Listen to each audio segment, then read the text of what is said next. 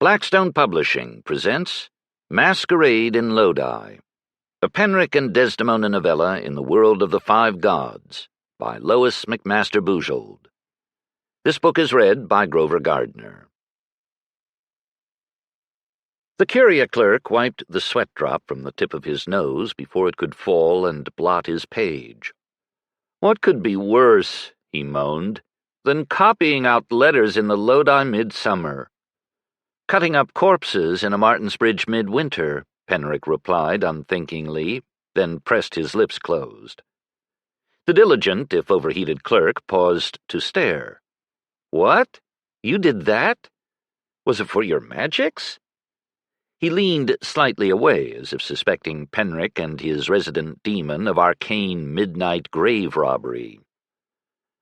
"Anatomy classes for the apprentices at the Mother's Hospice," Penn clarified quickly.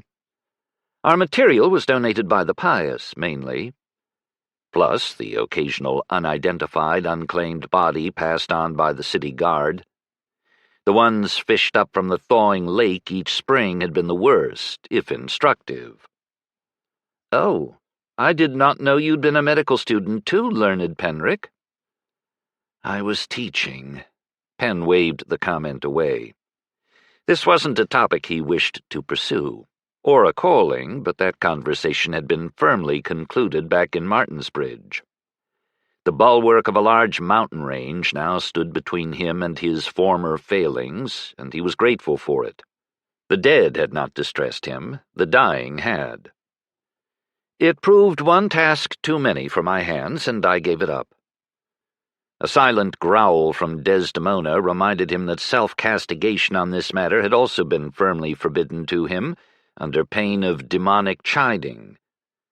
Since the bodiless demon that gave him the powers of a temple sorcerer had been the successive possession of 10 different women over 2 centuries, before she'd fallen to Penrick, she had chiding down to an art form.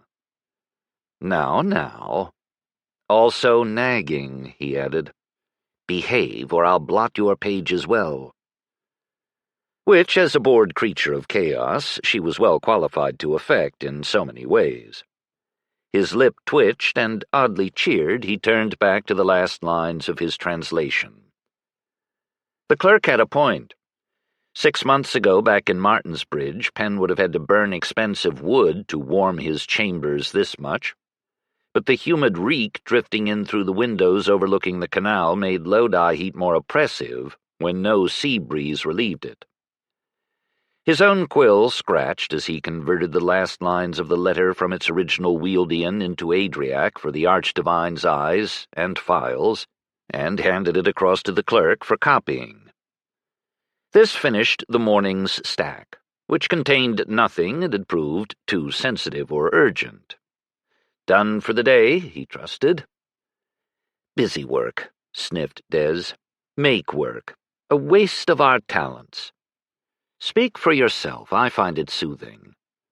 Although he looked forward to an afternoon to devote to his own personal projects, including free run of the temple library, far from fully explored in the 4 months of his residence in the curial palace.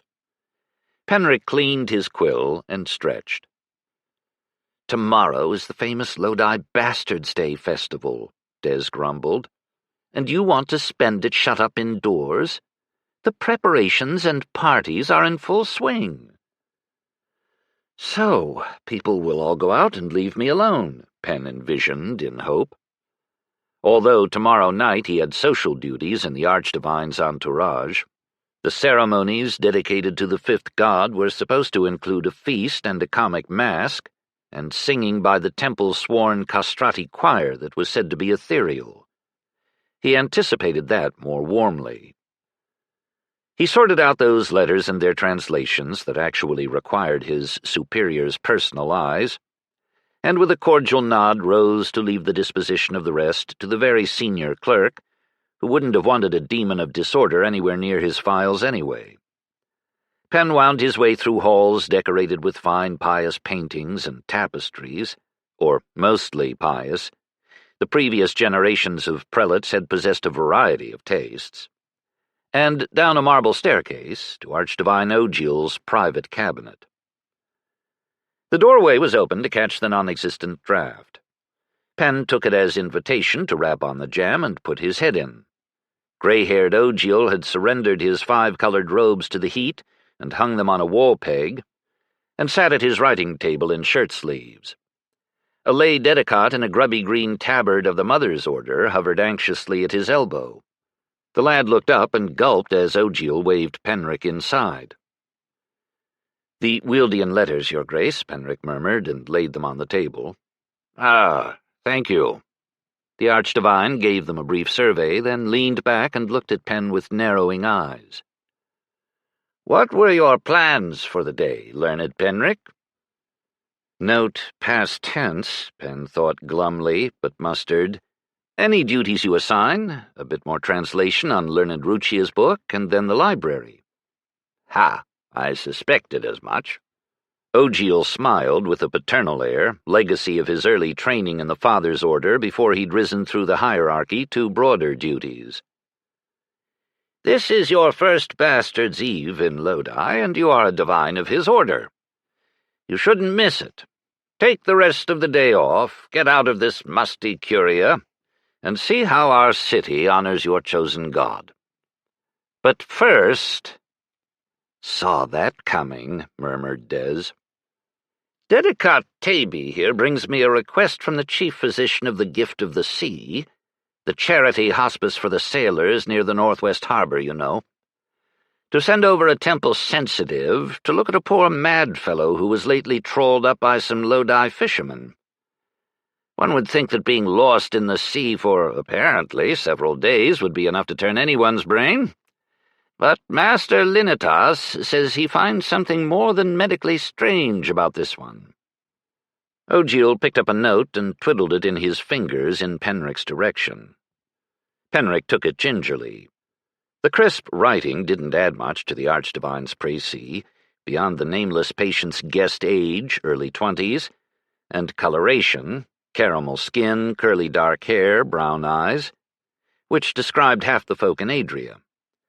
The reported drooling, thrashing, and broken speech could denote, well, any number of conditions. "You are well fitted to sort out the medical from any uncanny diagnosis, I expect." The Archdivine raised a hand to stem Penn's opening protest. "In a purely advisory capacity, I promise. If the physician's more lurid concerns are misplaced, as such usually are, you can reassure him and be on your way at once." "True," mused Des, unruffled. "You just want the excuse to get out." "Likewise true, so?" Bujold turned to the dedicant. "Taby, escort learned Penrick here back to your master, with my blessing upon your work. He's new to Lodi, so don't lose him in the back alleys or let him fall into a canal."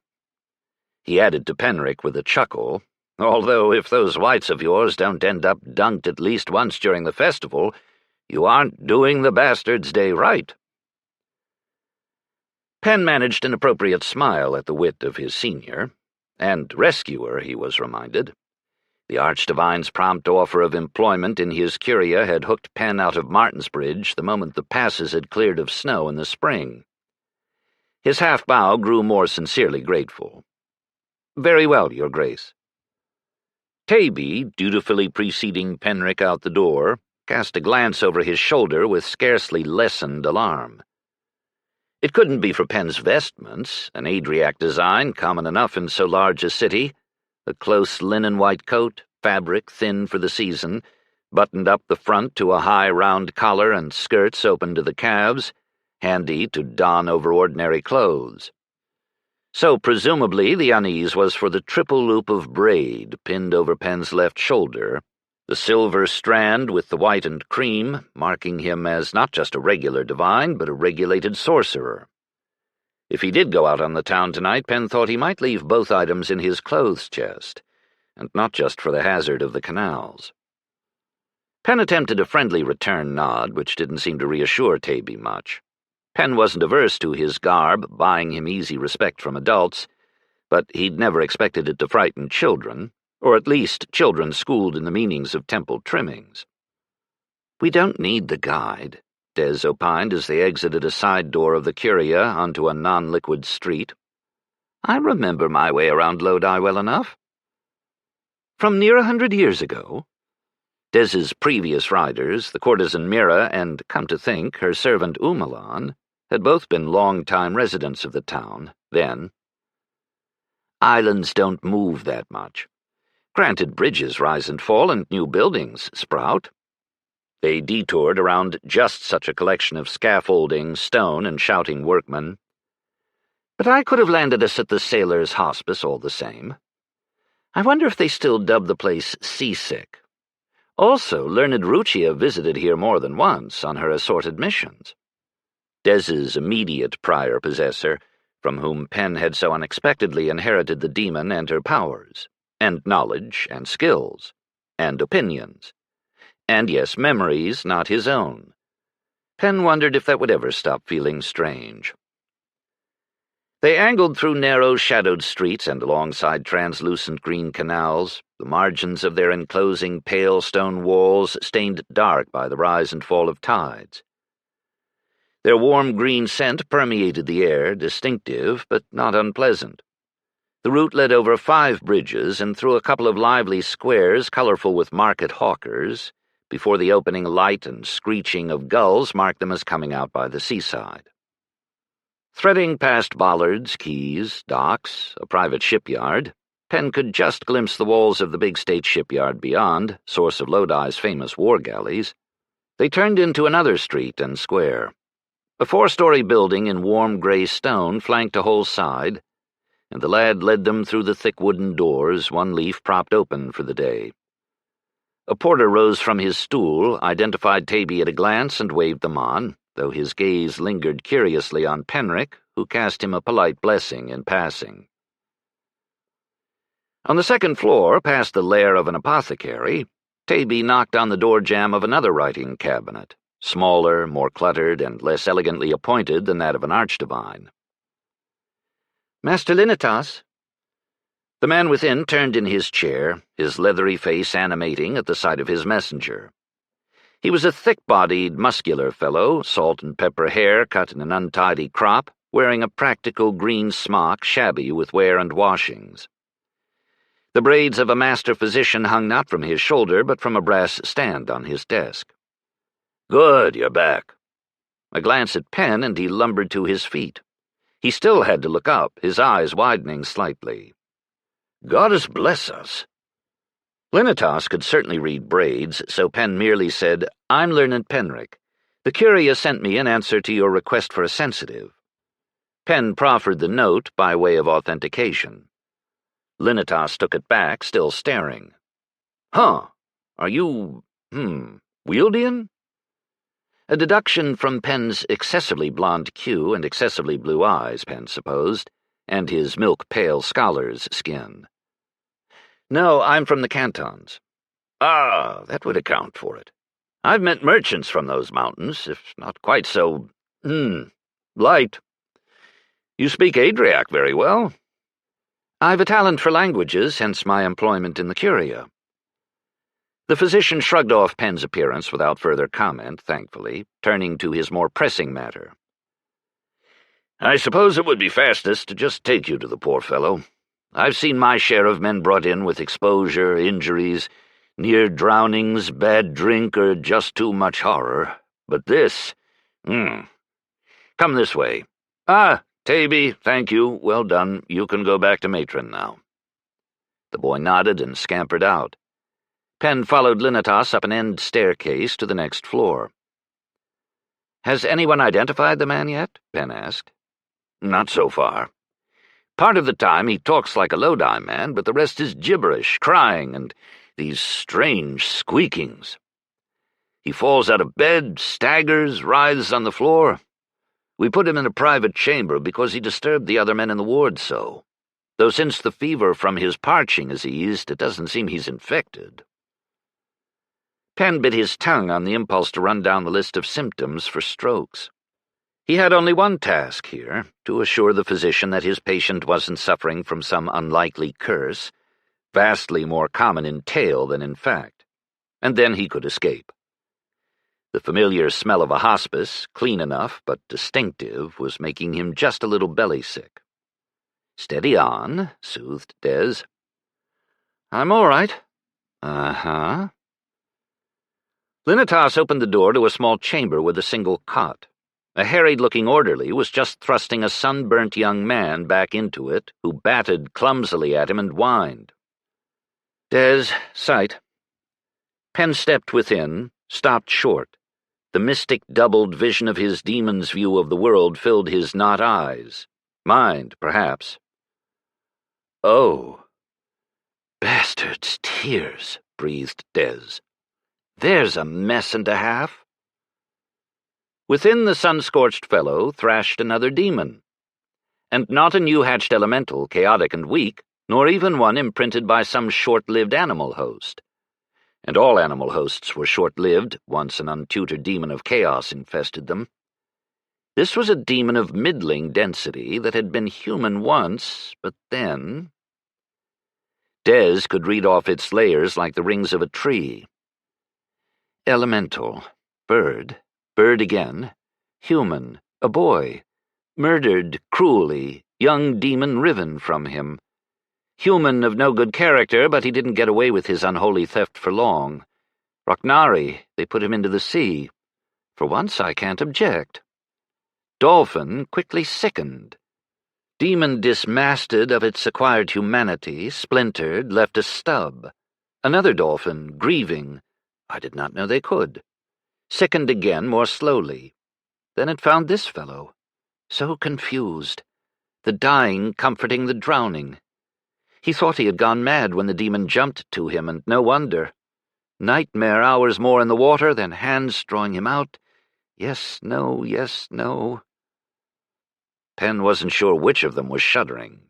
Well, both, of course. The young man stopped fighting, turned his head, stared straight at Penn, and Des. He stiffened, opened his mouth, and screamed and screamed. Because sight cut both ways when two sorcerers were thrown together. Penn hastily backed out of the chamber and slammed the door. His shoulders found the opposite wall, and he fought for breath. Even other temple demons, tamed and trained, found Des's density frightening. Who knew what this wild thing made of her? Though as the screams trailed off, Penn supposed he could imagine it. He was cursed with a much too vivid imagination some days.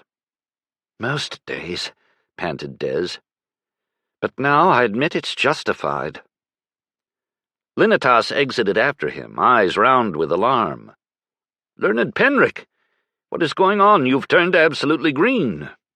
He pursed his lips. "Which I'd always thought was a figure of speech. Shock is more grey, usually. Must be an effect of your coloration." Penn inhaled deeply, a couple of times. "You were right, Master Linitas. That's not any normal madness." Wait, was that a contradiction in terms? Common madness. Your patient has contracted a demon, from a dolphin, or rather 2 dolphins, who had it from a drowning Raknari, who stole it from a servant boy, who had it from, it seems, a couple of ordinary birds who'd scarcely altered the original formless elemental." "You could tell all that from a glance?" "No, from experience. Quite a lot of experience.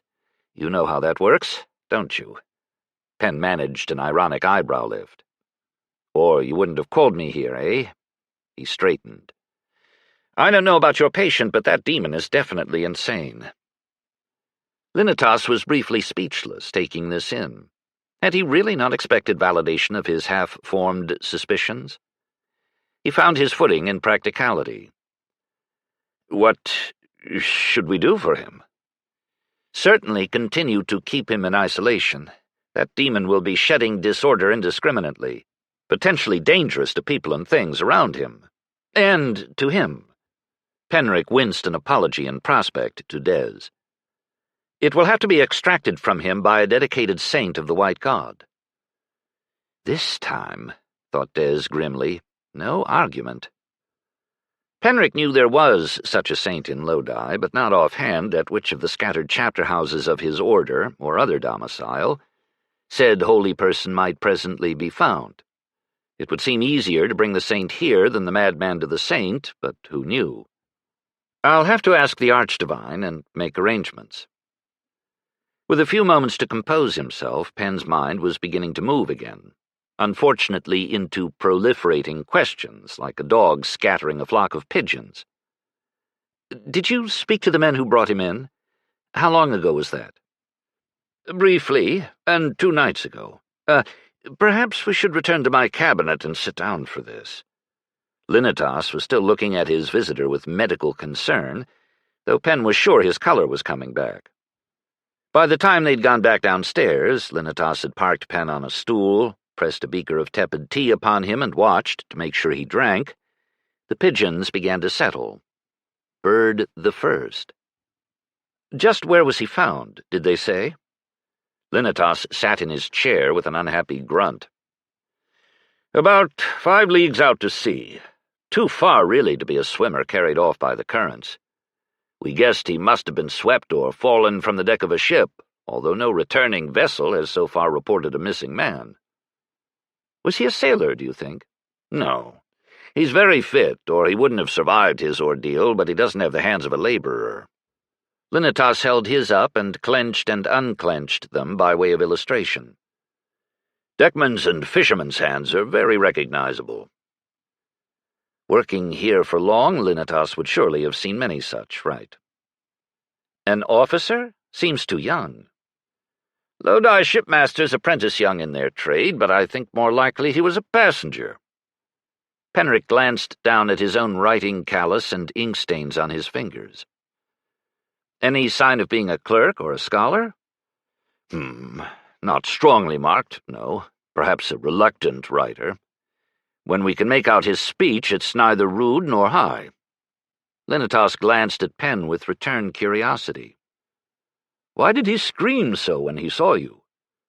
Ah, not me. He saw my demon, Desdemona. Here, I'll lend her my mouth, and she can introduce herself. Des, please be demure now. Des grinned. Penn could feel the set of his face change as she took charge. Demure? Who do you think you're talking to? But I shall be properly polite, as befits a tame temple servant. How do you do, Master Linitas? Thank you for looking after Penn, who tends not to do it for himself. Perhaps that's demonstration enough, Des. Penn ended this before she decided it would be droll to embarrass him. Spoil sport. But she settled back, gratified with her brief outing, and acknowledgment. Linitas's thick eyebrows had climbed. That was not a jape, was it? No, though many people think it is. Penn sighed. You may speak to her directly any time you wish. She hears everything I hear. She? I mean, demons have no bodies. Very long story.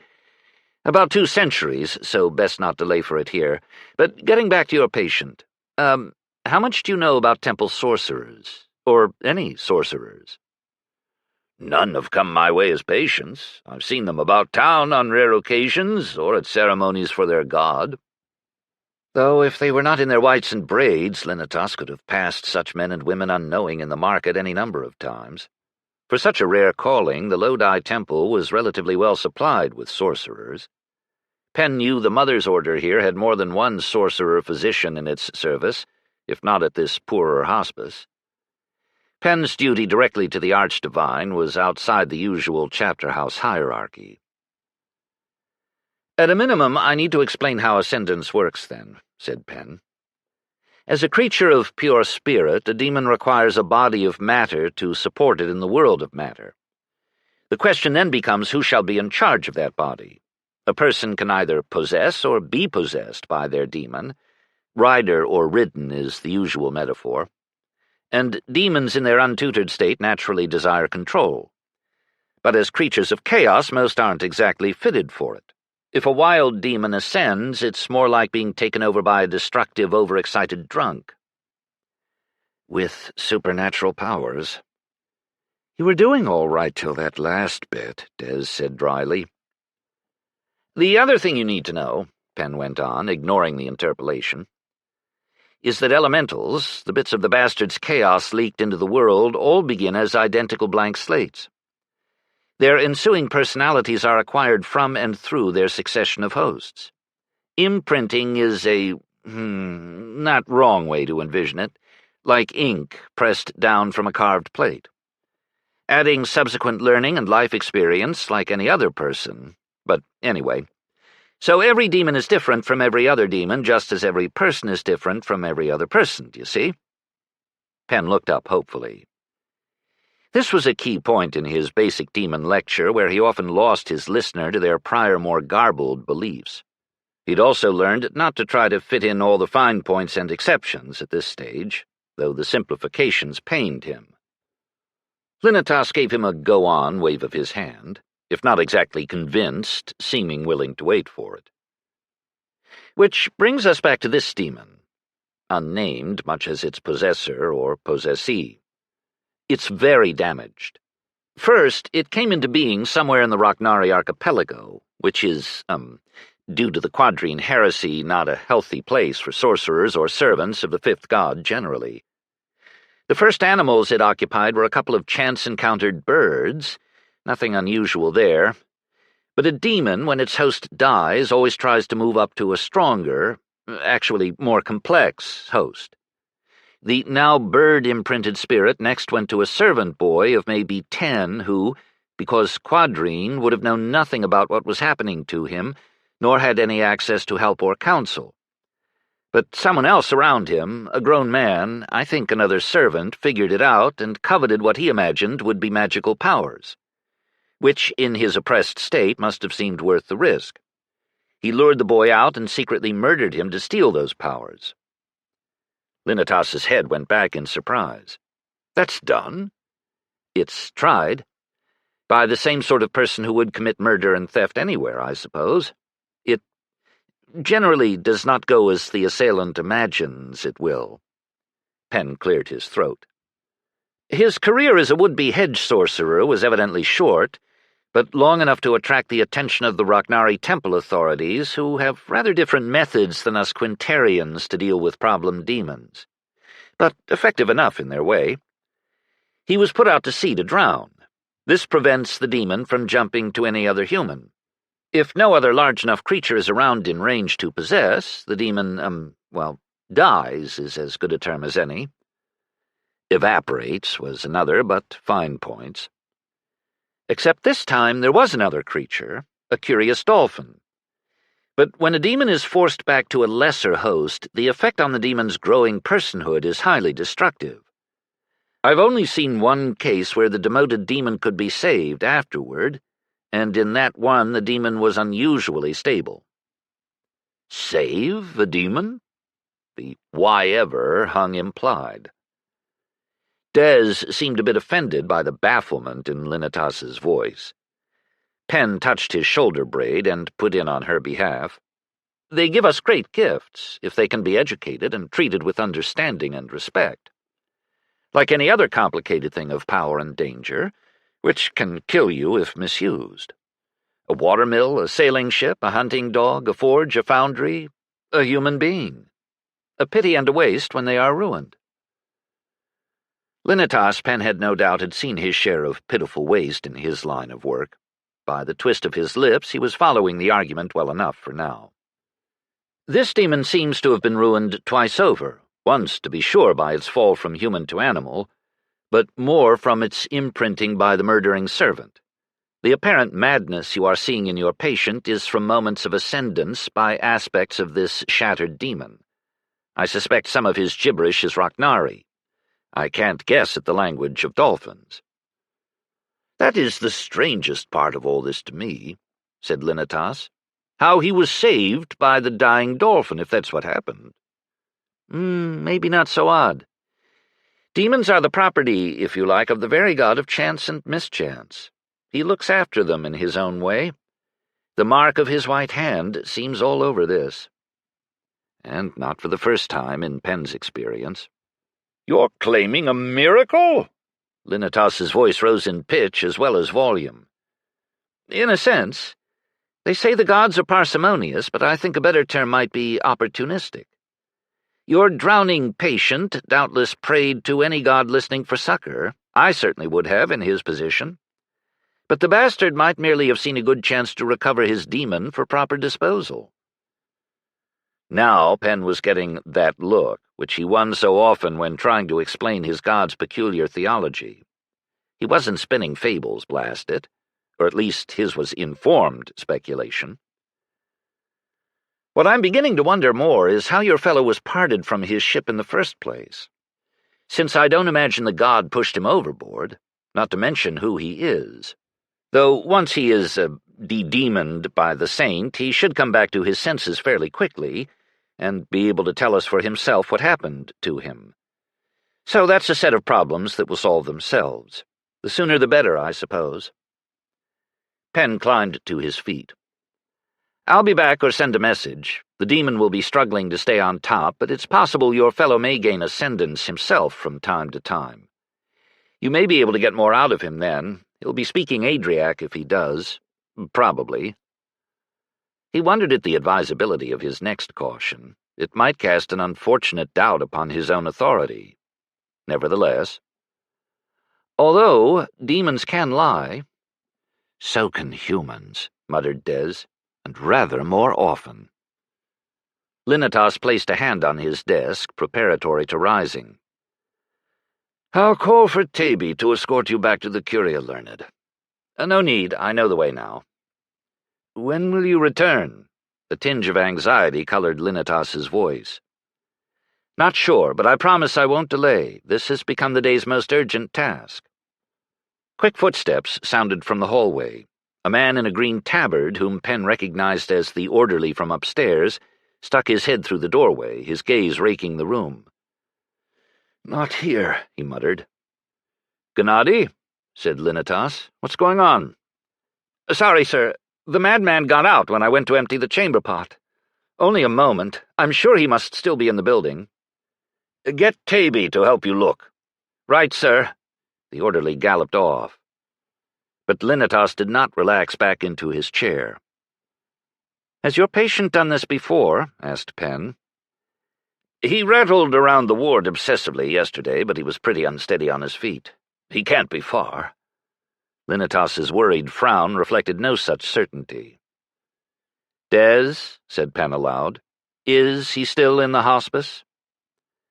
A dizzying roll of demonic perception stretched in 3 dimensions, dotted with the colorful glows of souls still in their bodies. Penn ignored the faint signatures of ghosts, gray and drifting and fading. All such old buildings had them, hospices more than most. The aura of the fractured demon would be a glittering beacon by comparison. No, said Desdemona through his mouth. Linitas glanced up sharply. He's got out. That was fast. Had Penn and Des triggered this very flight? Likely, conceded Des. The demon must have realized we're a danger to it, if not precisely how. That would depend on how much its hosts, past and present, understand temple procedures. The mad Lodi boy may know more than the Rochnari, and either would know more than the dolphins, or the birds. An insane, ascendant demon of disorder, loose in Lodi. The possibilities were daunting. Penn thought bad words in Wieldian. Linitas pushed up from his desk. I'll help you look, sighed Penn. They quickly found from the porter that the runaway patient had not fled by the front door. Of the 3 other ground-level doors, 2 were locked from the inside. That narrowed the choice nicely. Penn, trailed by Linitas and Taby, stepped out onto a side street and looked up and down. It would have been much too lucky for the man to still be in sight. If the demon is being dominated by the dolphins, it might actually try to get back to the sea. If by the one drowned and one near-drowned man, anything but. Penn bit his lip and pointed toward the harbor. You 2 take that way. If he's jumped into the water, somebody should have seen him this time of day. One of you could follow the shore in each direction. Look for a fuss. I'll head into town. This logical plan was adopted without argument, seeming well to Penn till he came to the first cross street. He halted in frustration. Des, if you were an insane demon, which way would you go? The sense of an offended sniff. I am not insane, and I would do something much cleverer. Penn looked upward at the band of blue sky in vague futility. This one a scoff outright. As we have several times established, I can't fly, and neither can he. Might the distraught boy try to go home, wherever that was? Would that demon be organized enough to pretend to be him, well enough to fool people who know him? It would be the most ready camouflage. A doubtful pause. It could submerge, let him take over and take them both home, but that would risk not being able to regain ascendancy. If the mad fellow was indeed a Lodi native, he would know this maze of a town.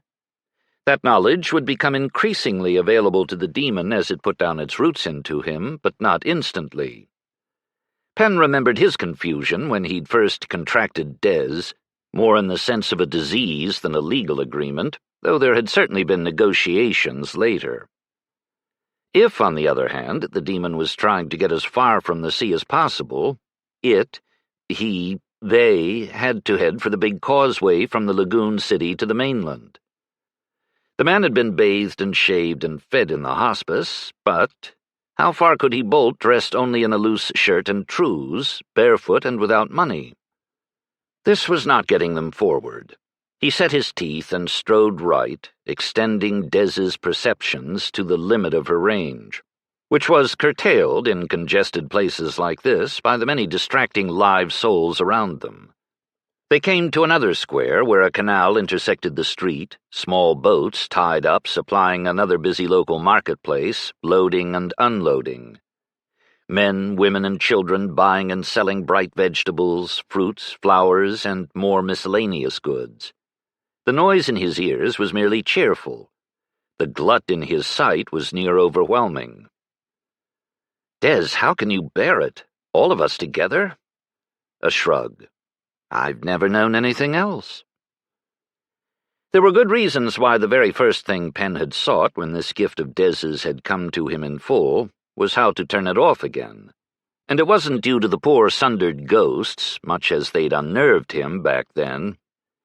Nowadays, the worst part was when his trained brain started to diagnose.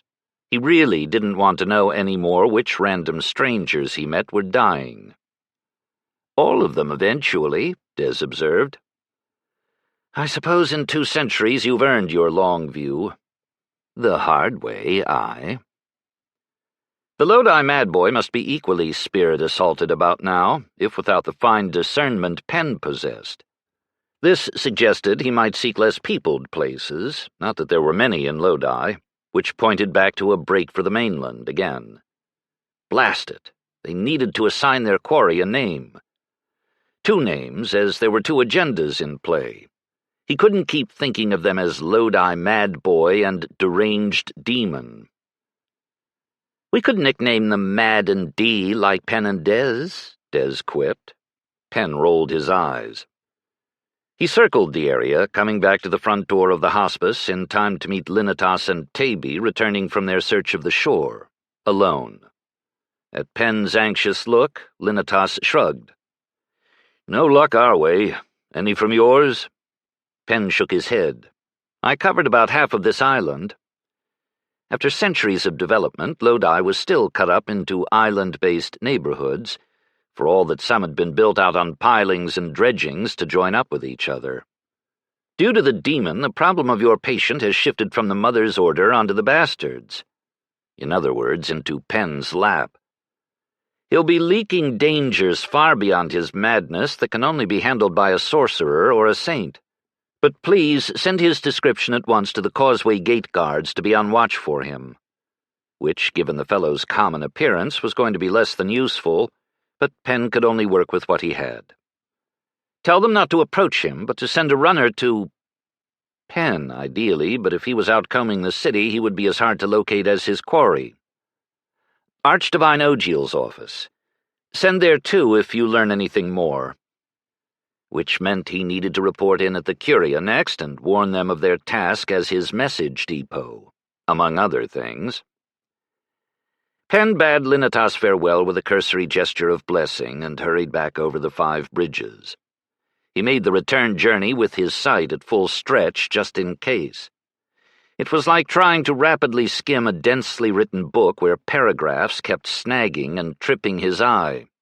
The only thing he needed to discern of passers-by was that they did not bear the demon, which was pretty instantly apparent. Unexpectedly exhausting, drawing Dez's senses back in when he reached the Curia, on the reasonable assumption that Mad Boy would not have come here, was a relief. He scuffed up the stairs to the office on the 2nd floor belonging to the Archdivine's secretary, Master Bujold. At the doorway, he almost collided with a middle-aged woman in the trim black robe of the Father's Order. The black and gray braids of a full divine upon her shoulder were threaded with purple, marking a specialty in law. She carried a stack of papers and documents. Reflexively, Penn held the door for her, which won him an abstracted nod of thanks. It inadvertently put her in line ahead of him at Bizond's desk. Bizond was lean and gray, and with the air of a permanent fixture in the Curia, like the marble staircases. He looked up at the lawyer with something as close to approval as his stony features could unaccustomedly produce. "Learned Icerny." The woman nodded crisply.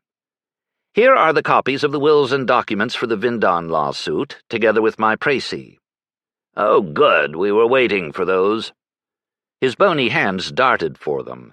A pause while he sifted through in some preliminary assessment. The woman, evidently feeling her mission discharged, eased back and eyed Penn in mild curiosity. "You are learned Penrick, are you not? Ogil's new sorcerer?" Penn ducked his head. "Yes, learned. I believe we have passed each other in the library?" He remembered her, dark-eyed and rather handsome for her age, hurrying in and out of the curial archives. Her glances at him had been neither impolite nor friendly, perhaps just distracted. "Yes, I've noticed you." People typically did, with his height and eyes and hair, and braids. "Is it true you were court sorcerer to the Princess Archdivine of Martinsbridge?" And now the subject of whispered curial gossip, Penn was dryly aware. "Formerly, till she sadly passed last year. The new royal appointee brought her own sorceress from Eastholm, and I was encouraged to seek other employment." Meaning, pressed hard to take formal oath at the Martinsbridge Mother's Order as a full physician sorcerer, in place of his unofficial service doing, actually, the same thing. But he wasn't discussing that. His sideways escape to Lodi had been unexpected even to him. "Pish," said Des. "Ogil leapt at your first note of inquiry. He considers you quite the ornament, you know." The sense of a smirk. Ornamental, too. The stack of documents was looking as if it might take some time. Shifting from foot to foot, Penn blurted, "I'm sorry to interrupt, Master Bizond, but I have a bit of an emergency." Bizond's face twitched from annoyance at this disruption of his concentration to vague alarm at what a full-braid sorcerer of Penn's standing could possibly dub a bit of an emergency. His voice took on a startled edge. "What?" Swiftly, Penn gave the gist of his outing to the gift of the sea, minus the fine points. "The upshot is, if he hasn't made it across the causeway already, there is an ascendant demon loose in Lodi, riding, in effect, this kidnapped young man." "This is bad?" "For the young man, yes. For whoever encounters him, I'm not clear yet. I will of course be going back out to look for him. Meanwhile, I need to know who and where is the Saint of Lodi." "Which one?" "There's more than one?" "3 petty saints that I know of in the Father's Order and 6 scattered around the Mother's Order. I believe the Daughter's Order has a few as well. The Son's Order does not much run to saints." I meant the one of my order." Bizond's eyebrows rose in surprise. "You don't know?" Penn declined to explain how Lodi's demon-eating agent of the White God was someone Des would have preferred not to meet ever, settling on, "I'm new here?" "Ah, I suppose. Well, Blessed Kio may likely be found at the chapter house and orphanage on the Isle of Gulls. Do you know where that is?" Yes, Des replied for both of them. Penn explained his plan to conscript Bazan's office for his message drop. Bazan, who had grown increasingly nonplussed through all this, didn't protest, though whether due to Penn's logic or his looming, Penn wasn't sure. Penn hurried back out, trailed by Icerne's dazed stare and Bazan's mutter of, "5 gods preserve us!" From the bedemoned boy, Penn wondered. There is only one god for that task. "I think he meant from you," said Des, too amused as usual. As he left the Curial Palace again, Penn wondered whether it would be faster to walk or hail an oarboat. Des sketched a crude map in his head and advised, "It will have to be a boat. Gulls is too far out for a bridge." Right. Penn switched directions to the boat hire closest to the Temple Square, at the edge of the city's central basin. Half a dozen narrow boats were pulled up at the dock, loading or offloading passengers, merchants and temple folk and city officials. All the craft were painted and ornamented according to their owner-boatman's tastes and notions of what might attract customers. The collective effect was clashingly gaudy: reds, oranges, yellows, greens, blues, some fresh, some weather-faded, stripes, swirls, solids, or carved animal motifs, polished tin or copper inlays glinting. At the sight of his pale vestments and raised hand, a couple of the boatmen pretended to be looking the other way, but one aging fellow pushed back his hat, grinned, and waved Penn on.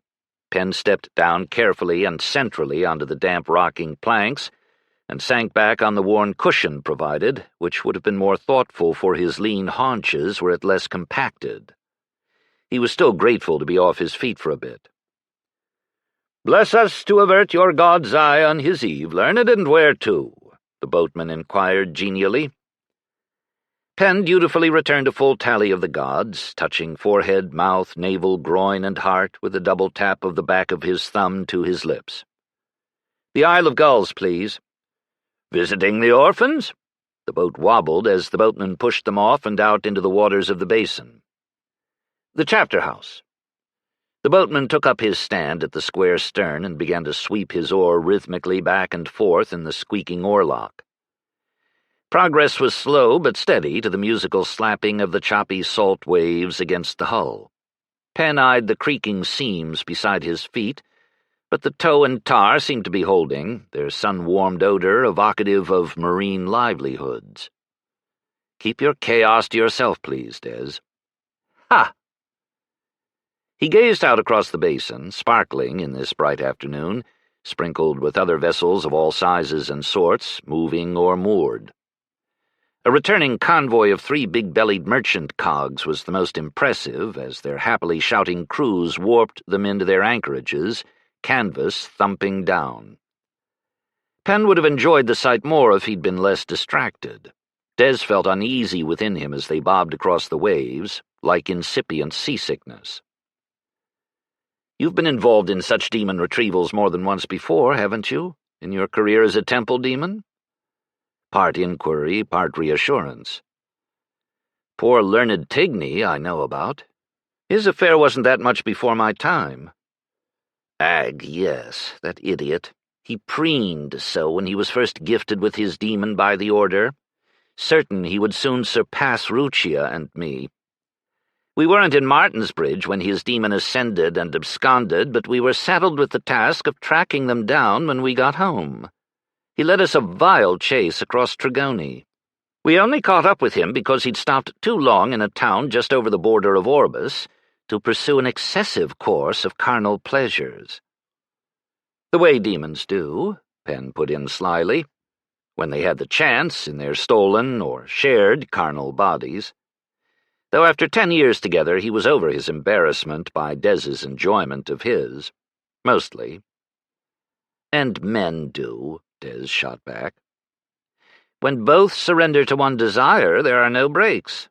If I were not much more balanced," she continued primly, "I could not have lasted this long. Howsoever, Tigny's demon seemed more addicted to gluttony and sloth than, say, lust and wrath, which fortunately slowed them. though the pride and envy by which he first fell was all Tigny. Pen mused on her list. So where does greed fit in all this? Just middling. Greed is an appetite that looks largely to some imagined or feared future. Ascendant demons are not much known for foresight. Pen frowned as they approached the boat landing on the island shore. So, did you bring the saint to Tigny or him to the saint? It was still old blessed Broylan of Idal back then, wasn't it? A creaky and cranky old man when Pen had so memorably met him, until the god had shone through his eyes like a dive into infinite space. 15 years ago, so not as creaky, though just as cranky, we dragged Tigny back to him. We need to discuss the mechanics of that. Less mechanics than force and threat. Ruchia's guards supplied the force. She and I supplied the threat. Will you be able to overawe this wild demon? Probably. Only probably? Pen didn't quite like that hint of doubt. It must surely be less powerful than Tigny's was. Lack of foresight, remember? Fear can be the opposite of greed that way, shortening one's horizon. I'd have thought Tigny's demon would have been utterly terrified, knowing exactly what was in store for it. When terror surpasses all bearing, it can tip over into despair, and a sort of docile lassitude. A relief of sorts? Not really. "You're a quiet one," remarked the boatman as he steered them to their island docking. "Not on the inside of my head. Sorry, I've a few things on my mind." The boatman's eyebrows twitched up at the apology. "Busy night coming up for you folks of the Fifth God, with the festival and all?" "I expect so, though not, in his case, due to the festival." The boatman chortled. "Don't celebrate so good you dunk that white dress in a canal." What is this obsession by everyone we meet with my whites and canals? Des would have smirked if she could. As it was, Pen's lips twitched. Hopeful anticipation, probably. They glided into perfect position at the algae-fringed stone quay. Heartened by his customer's near smile, the boatman added, "Do you want me to wait for you, learned?" He named the fee for this restful service as Pen drew up his purse on the cord around his neck and fished out the right coin. He'd been relieved, like most Lodi visitors, that boatmen's rates were set by law and posted on all public landings. "I'm not sure how long I'll be here."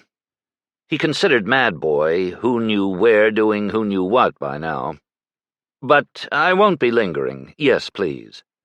He added the half-an-advance coin to the boatman's outstretched leathery palm and turned to climb the steps. More remote than its sister city wards, the Isle of Gulls was less built up, the households scattered across it sparing space for gardens and orchards and useful domestic animals. It gave the place a restful rural air that Pen discovered he'd missed in the scurry of the temple precincts in Lodi's heart. The chapter house of the Bastard's Order was not hard to find, as a channel was dug from the shore near the landing right up to its walls and through a water gate presently raised. When this place was a merchant's mansion, Des reminisced, he passed his goods in and out that way. When he died childless, he left house and fortune to the order to build on the orphanage. That was back in Mira's day. We knew it well then, as we'd come out here for patrons on occasion. Mira had the most flamboyant boat, with an awning of silk and liveried oarsmen. A nostalgic sigh. It's changed. A century had softened the raw brick. The walls were climbed now by no enemy more dangerous than ivy. A high wooden gate stood half open to the afternoon, cheery voices floating through it. Pen entered to find 2 boats pulled up from the terminating pool of the small channel. A motley assortment of children laughed and argued around them, engaged in decorating wherever decorations could be fitted on, ribbons and bannerets and garlands of miscellaneously colored cloth flowers, clearly made by little hands. They were benignly supervised by a pair of adults in stained white Dedecott's tabards, who looked up in question at Pen's arrival. "May I help you, sir?" said the man. Penn supposed he'd better go through the proper channels. How did one gain audience with a saint? Should he have tried to send ahead for an appointment? "I'm Learned Penrick of the Archdivine's Curia. I need to speak with the head of the chapter house." "Of course, Learned. Please come this way." With a cautious and deeply curious glance at Penn's left shoulder, the man led off across the trampled yard toward the stately house, 2 stories high and faced with fine creamy stone, window frames and doors painted russet. "Oh, there he is now." A distracted-looking man in bleached vestments cut much like Penn's, if more worn and less ink-spattered around the cuffs, and with the badge of his office hanging from a silver chain around his neck, exited the front door and looked around. He spotted Penn at once, his brows drawing together. Penn pegged him for another middle-aged functionary, more administrator than holy man, the backbone of every order. They met at the foot of the shallow steps. The dedicant bobbed his head. "Learned Riesta, this is Learned Penrick. He says he's come from the Curia." "Oh," said Riesta. His tone seemed more enlightenment than surprise. "Pardon me for arriving unheralded," Penn began politely, "but I seek an urgent conference with the Saint of Lodi, whom I was told resides here." "Yes, that's right." He continued to peer perplexed at Penrick. "Is there something the matter with your temple demon, Learned Penrick?" "Not at all," Penn assured him hastily, while Des puffed in silent defense. "I was detailed by the Archdivine." Yes, given Penn's own deceptively unweathered features, it never hurt to prop his authority. "To deal with another matter which is going to require the Blessed One's attention. I trust the saint is here?" "Yes. Blessed Kio awaits you in the garden. I was told to bring you around." Waving his dedicant back to his orphan supervising, Riesta led off along the flagstone walkway bordering the old mansion. "The saint knew I was coming?" "Disturbingly possible," and the god touched. "It seems so," sighed the chapter head in an oddly put-upon tone. "This was only announced to me a few minutes ago." The garden might once have been formal, but was given over now to more practical vegetables and fruit trees, tidy as a stitched sampler. A dedicant and a couple of what were probably more orphans knelt weeding on the far side. The only other occupant sat on a bench under an old peach tree, its branches bending with still green fruit. It was a young woman, barely more than a girl. Her thin white coat, unadorned by any sign of rank, was worn carelessly open over an ordinary faded blue dress. Penn blinked, startled. "You shouldn't be," said Des. "A saint can be anyone at all, you know that.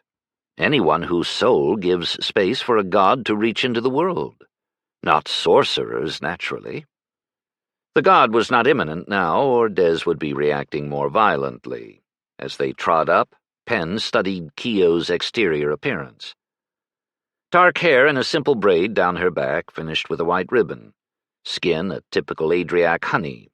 Amber-brown eyes, well set in a long, narrow face with rather a lot of chin and nose. In middle age, her features might still be dubbed handsome if she were fortunate in her health. In sunken old age, possibly a little scary, but in the flower of youth, they remained memorably pleasant. Penn wasn't sure whether to revise her estimated age upward at her well-filled bodice. "No telling," said Des. "Some of us started early. Mira was one. Vasya was another." She left off, thankfully, without detailing 10 different examples of female puberty. Kio looked up at him with equal attention. "Oh," she said in a voice of surprise. "You're not quite what I was expecting." "The feeling is mutual." Penn didn't think her narrowing eyes expressed disappointment, but what she was making of him was not obvious. Riesta performed a brief introduction, ending with, "What's this all about, Learned Penrick?" Penn scratched his ear, marshaled his story again. Having explained it once already today helped, but Penn suspected Kio's was a very different listening from Bazan's. He didn't need to recap basic demon lore here, but she couldn't possess Idal's long years of experience, surely. "It's not the saint's experience that matters, it's the god's," said Des. "I don't think we need worry about that part." Finishing his tale of the ship-lost lad, Penn settled on a tentative, "Have you had to do yet with removing a dangerous demon from a person?" She shrugged one slim shoulder. "It's mostly been fetching out young elementals from animals. That's how the god first came to me 4 years ago. One of the householders on the island thought her cow was sick, which it would have become shortly. She was most pleased when I seemed to cure it. A temple sensitive soon brought me an infested cat. My power was proved. I could have told them so, but who listens to a 14-year-old girl? A fuss followed, and then a further parade, trickle of elementals, and here I am, still." Riesta listened to this with a rather fixed smile. Keo brightened. "I did get to go to the mainland one time, for a woman who'd caught an elemental from one of her chickens, and once for a horse." Penn tried not to let his mind be diverted by the picture of a demonic chicken. Dez's sojourn in the world had begun with a wild hill mare and a lioness, after all. "I wonder if that woman ate the chicken as the lioness did the mare," Dez mused. "She'd no doubt started out to slaughter it for her table. It would have been a short and enticing, if ultimately unlucky, jump for the demon. Also, how could you tell with a cat? Never mind." Penn was reminded of the old saw about the recipe for rabbit stew. First we catch the demon. "It's my belief that the ascendant demon is still hiding somewhere in Lodi. My next task is to find him. When I accomplish that, I'll wrestle him out here to you. Against the demon's uttermost resistance, no doubt, but Penn would cross that bridge, or boat ride later. But I thought I'd best meet and warn you first. I'm not actually sure how long this retrieval will take, but I trust you will be here." She studied him back with disquieting intensity. "No," she said slowly. "I think it will be better if I go with you." Her eyes glinted as she straightened. "Yes, perfect." Riesta choked. "Blessed, surely not. Town will be riotous tonight. You know you are safer here." "I'd think the Archdivine's own court sorcerer would be worth a dozen guardsmen, don't you?" Her smile seemed a sly challenge. "Deny that if you dare." Penn wondered why Dez was suddenly amused. Keo bounced to her feet. "There, that's settled. I'll just go get my things." There had been no discussion at all. For one thing, no one had asked him if he wanted to take on the escort of this young woman. Saint. God vessel. On the other hand, if she were with him when he found Mad Boy, the god's demon removal could be performed at once, saving a great many hazardous steps. Riesta, watching her swiftly receding back, sank to the bench with an oof. Penn perched beside him. "Did the god just speak through her?" Riesta asked Penn plaintively. "No, yes." "Our god speaks in mysterious ways, usually maddening riddles, to be frank, so I'd hesitate to say no." "She knows that, you realize." Riesta vented a sigh. "It's not that she's not God-touched. It's not even that she's not all there, but that she's not all here. Sometimes. And at others, she's a trammeled and difficult young woman, much like any other her age. The trouble is I'm never sure which one I'm talking to or is talking to me. When she figured that out, I was never in control again, yet I remained in responsibility." Penn offered a sympathetic nod. "Did she grow up here in your orphanage?" "Yes, she was a foundling. Probably bestowed at our gate by one of Lodi's prostitutes. We get a steady supply of such. She seemed an ordinary enough girl, on the quiet side, just fair in her studies. She was supposed to have been apprenticed to a dressmaker, was about to leave us, but then this other thing happened." "Not the apprenticeship you expected, I take it." "Nor anyone else. After the Archdivine inspected her, we were ordered to keep her here and give her theological instruction, and hold her at the disposal of the temple. This has not always gone well." It finally dawned on Penn that the man's anxiety was not for Keo, but for him, trying to delicately warn that this girl would lead her escort by the nose if she could, without actually saying anything rude about his saint. Penrick considered Dez's 2 centuries of female experience. "Think you can handle her, Dez?" "The girl, yes. The saint? At least, unlike Riesta here, I will be able to tell which one is talking." "I think it will be all right," said Penn, more out of hope than experience. "The god wants his demon back. Through her, he may even be able to help speed my search." "No doubt the god will protect her." Riesta didn't sound all that confident. With reason. However God-touched, saints were ultimately human beings, frail flesh like any other person. Without which, Penn was reminded, the gods could not reach into the world at all. "The gods do not save us from death. They only catch us when we fall from life." Penn also translated that as, "Don't lose my saint in a canal." Fair enough. A tabarded dedicant ventured up, ostensibly to ask her superior some question about arrangements for tomorrow's festivities. More, Penn suspected, to get a closer peek at the mysterious visitor from the Curia. Riesta sent her off for tea. It was served cool and sweetened with honey, along with a plate of grapes, cheese, and bread, for which Penn realized he was ravenously grateful. Lunch had been mislaid somewhere in his day's travels. By the time this refreshment was consumed, they were still waiting for Keo. Penn hoped his boatman was faithful, although if the fellow had given up and pulled off, Penn supposed there would be another one along. The basin was busy this time of day. At last the saint tripped back, looking suspiciously satisfied with herself. Her braid had been wound up and secured on the back of her head with some fetching hair sticks, cut glass balls on their ends glittering as she moved. Her white coat was buttoned up to her throat, though a different skirt hem fluttered at her ankles. A lumpy linen bag swung from her hand. Penn eyed it in some bafflement. "Let's go, then," she declared. Penn was willing, though beginning to wonder what they would do when they reached the city shore. He needed a better plan than randomly, or even systematically, continuing to quarter Lodi with his uncanny sense being battered by every soul in it but the one he sought. With old Idow in his mind as the model for a saint, he supposed he'd been vaguely counting on some sage avuncular advice here at the chapter house to direct his steps further. Though if he'd wanted to be led, he now had it.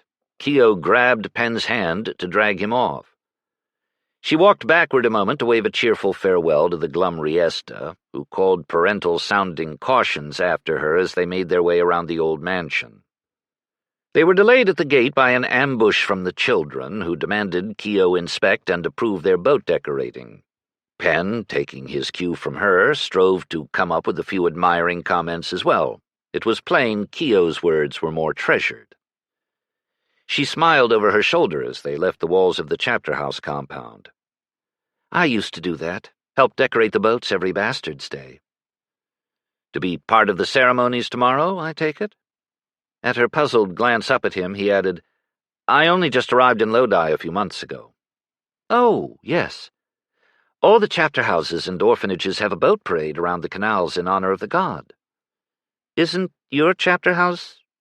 "I work directly for the Curia, so no."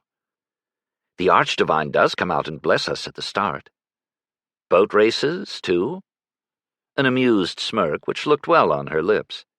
He was beginning to suspect the girl hid more wits than she displayed. "Of course." Of course. As far as Penn could tell, there was no event in Lodi that was not considered pretext for the population to show off their boats and boat prowess to each other. High holy days, low holy days, weddings, funerals, ship launchings, guild anniversaries, high appointments in the ducal court or the Archdivine's Curia. Penn understood that the oarboat races among the more athletic ladies of the bordellos on his god's day were particularly popular with the spectators. "I was let to ride in the chapter house parade twice when I was younger," Keo went on. "All the children chosen to go get wildly excited about it. If we made ourselves look especially well and clean, we all imagined that someone in the crowd would pick us to go home with them as apprentice, or even, highest prize, adoptee. Which did happen sometimes. though not to me." Her smile turned wry. I was horribly disappointed. But then a better adopter found me, and I was glad for my sadness in hindsight. The faintly defiant way her chin rose made Penn wonder if this last statement was quite true. As they came to the landing, where Penn was relieved to find his boatman still reclining under his broad-brimmed hat, she suddenly asked, "Do you have much money?" The Archdivine pays me a generous stipend?" "I mean on you." "Oh, enough, I suppose. Should I encounter an unexpected expense, I could return to my chambers for more." He wondered if his vestments and braids and high employment would buy him trust for temporary credit. With his tranquil life inside the Curia, it wasn't a problem he'd needed to test yet. "That's all right, then." She gave a sharp, satisfied nod, making her hair ornaments splinter tiny rainbows. Unfolding from his paid repose, the boatman tried to not look too amused at Penn's sudden acquisition of a young lady on his arm, their garb hinting, correctly as it happened, at some mutual temple business. The man handed her down into the boat with no more banter than a few helpful directions. They found their balance and started off again across the basin. The slanting sun painted the busy waters with shimmering liquid gold. Penn's appreciation of the beauty of the light was undercut by his unease at time getting away from him. Where in Lodi might the deranged demon choose to hide his ridden partner? In some obscure corner? Or in the Holy Eve crowds, which were going to be out in force tonight? He turned back to find Kio unbuttoning her pale coat. The dress revealed beneath was much lower cut across the bodice than the demure maiden's pale blue she'd been wearing earlier, set about with bits of lace and ribbon, and woven in sophisticated dark blue and cream vertical stripes. In fair condition, but not new, orphanages often acquired over-fine if damaged garments from the wardrobes of wealthy women patrons. Penn wondered if she'd mended it with her own needle and if she regretted her lost chance at becoming a dressmaker. She folded the coat and stuffed it into the sack, exchanging it for a holiday half-mask in silk decorated with sequins, a fringe of white and blue feathers lending it visual clout.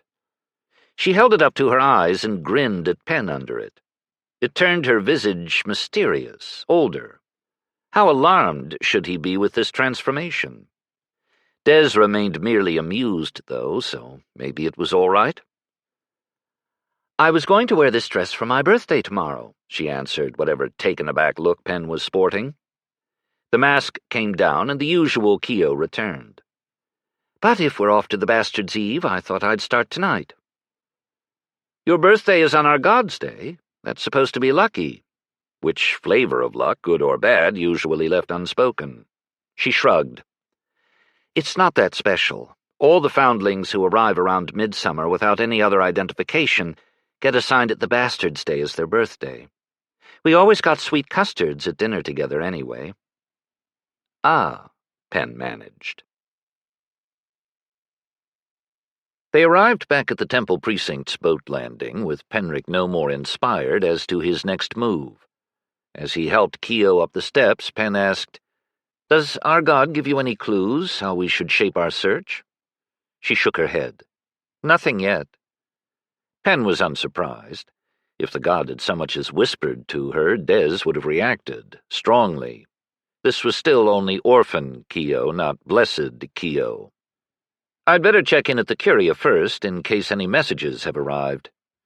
It was, he supposed, entirely too optimistic to hope for news that their quarry had been captured and was being held for them by the causeway guards, run through with a sword.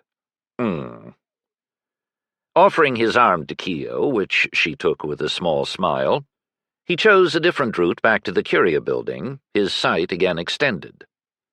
He realized his mistake as they circled through the main city square, which would take them past the gibbet. To his relief, it was empty, no raucous crowd around it being more entertained than edified by the price of crime. Nor would it be used tomorrow. There were no executions on the Bastard's Day, not in reprieve for the condemned, but to grant holiday to the hangman, one of the many questionable callings that came under the fifth god's cloak. and in theory under Penn's care as a seminary-trained divine, but such pastoral duties usually fell to more regular servants of his order. If they weren't sundered into dwindling ghosts, the souls the executioners sped might go to any god at all, to the frequent confusion of the onlookers. Ordinary living folk hurrying across the square to duties or dinner pressed upon him hard enough. Keo looked up shrewdly at him and asked, "Does your sight hurt you, learned?" He didn't want to admit yes to her. It's a strain, but bearable. It would be a lot more bearable were it rewarded with some results, but he felt nothing more than too complicated humanity all the way to the Curia doors. Keogh's bright soul could not be the least complex of these, but Dez's sight seemed to slide around her. "Is the god keeping you out?" "No," she said shortly. "Would you walk on the edge of a precipice?" "Yes, if I wanted to see over." "Ugh, you Canton mountaineers and your heights." Dez's aversion to altitude had been hard-earned, so Penn didn't quibble with her metaphor. Demons were more durable than humans in their fashion, and Penn had become all too familiar with Dez's fearlessness, but perhaps the absence of risk should not be mistaken for the presence of fortitude. "Don't be rude. You have your own sources of helpless terror." A thoughtful pause. "In your case, frequently moral rather than mortal, but deadly all the same. Scars on your arms faded yet?" "Yes, thank you, and my apologies." "That's better." The ornate colonnade of the Curia was flushed dusky pink in the fading light. At Bazan's chamber they found the senior secretary gone home for the day, his place taken by a night clerk. "So you are why I'm here," the man sighed, sounding not best pleased to be missing the holiday eve, if resigned. But there were no messages yet. It was too soon to mutter frustrated curses in Wieldian, though Penn was tempted. Keo seized the chance to leave her sack with this trustworthy guardian. They came back out on the temple square after a short detour for the saint to inspect the sculptures that graced the main entry, not a little of it war booty. Penn wondered at a world that hanged poor men for thievery but celebrated great ones. "Now what?" said Keo, looking around at the growing shadows muted by a still luminous sky. Penn rubbed his face, mulling. "Go back to the beginning and start over, I think, to the gift of the sea. It would at least put one certain end of the trail in my hand, and Master Linatos might have heard something more." After the threat from Penrick and Dez had cleared out, could the demon even have slipped back to the place it had been fed and cared for? It seemed unlikely straw-clutching. Penn chose a different way back to the farther shore of town, which involved 7 bridges, not 5, and took them down a few darkened alleys that would have been more daunting were Dez not the most dangerous thing in them. The paths alongside the canals were better lit, partly by lanterns bobbing along raised up on the sterns of the oar-boats busy with transporting holiday-goers in fancy dresses and masks. Laughter as well as light rippled in their wake across the night-silk waters. With full dark, the more restrained parties had withdrawn indoors to the wealthier houses.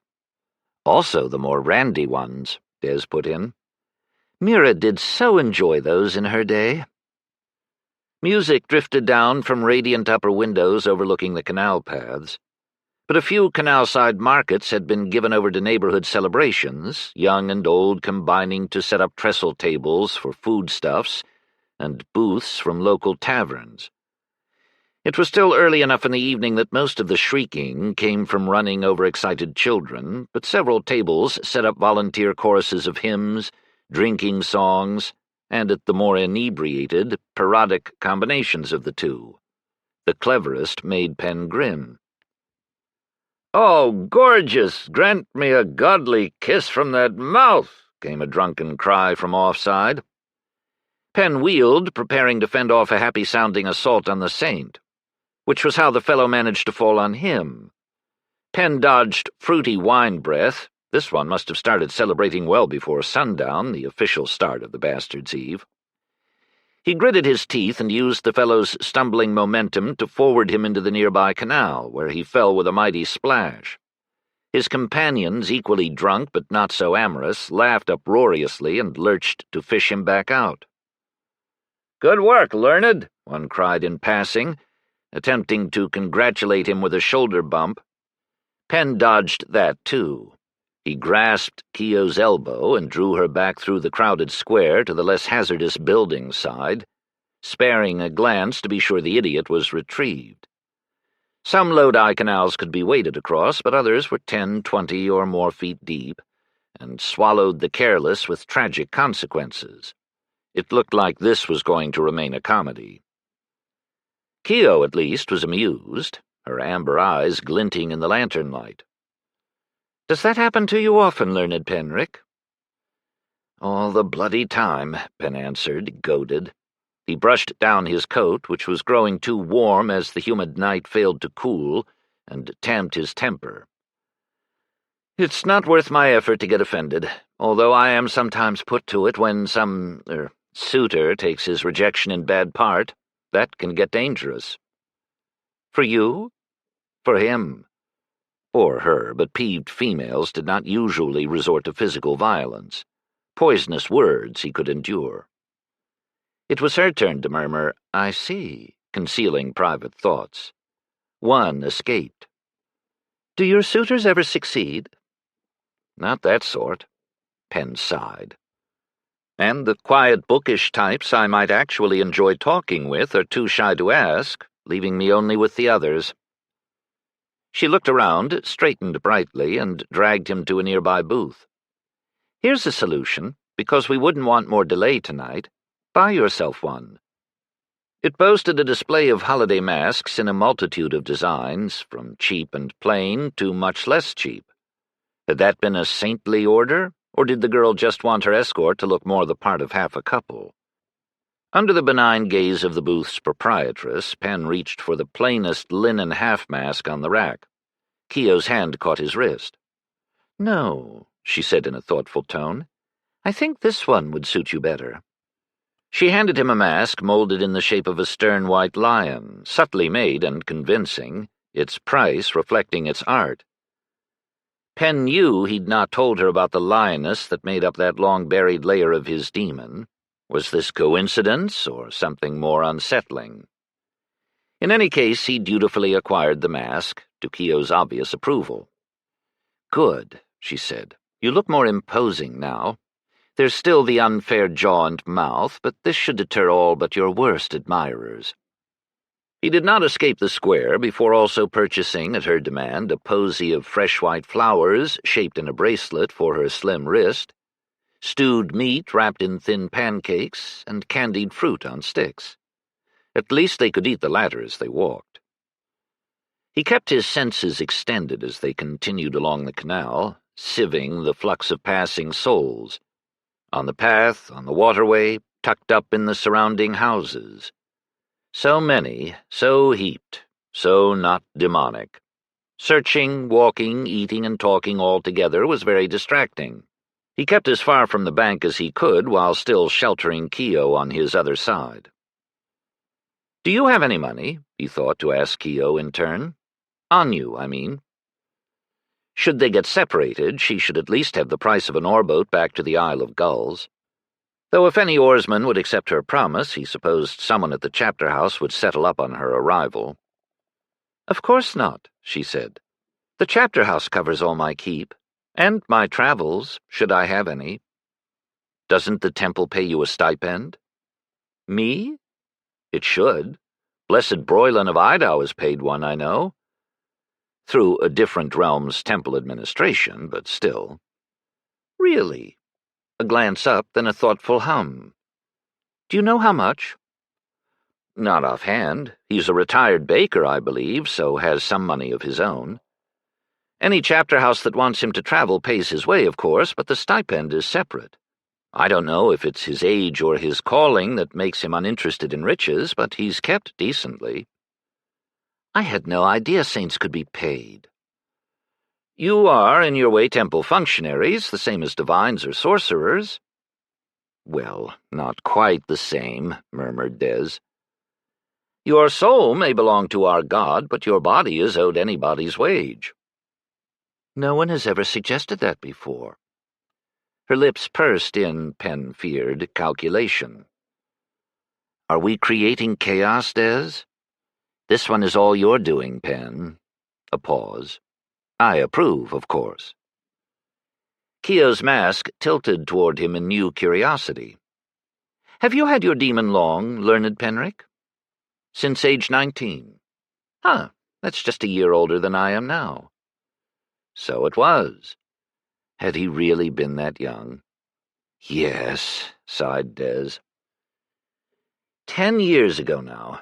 Odd, it seems longer, a third of my life. And 4 years a saint made almost a quarter of Keogh's short life.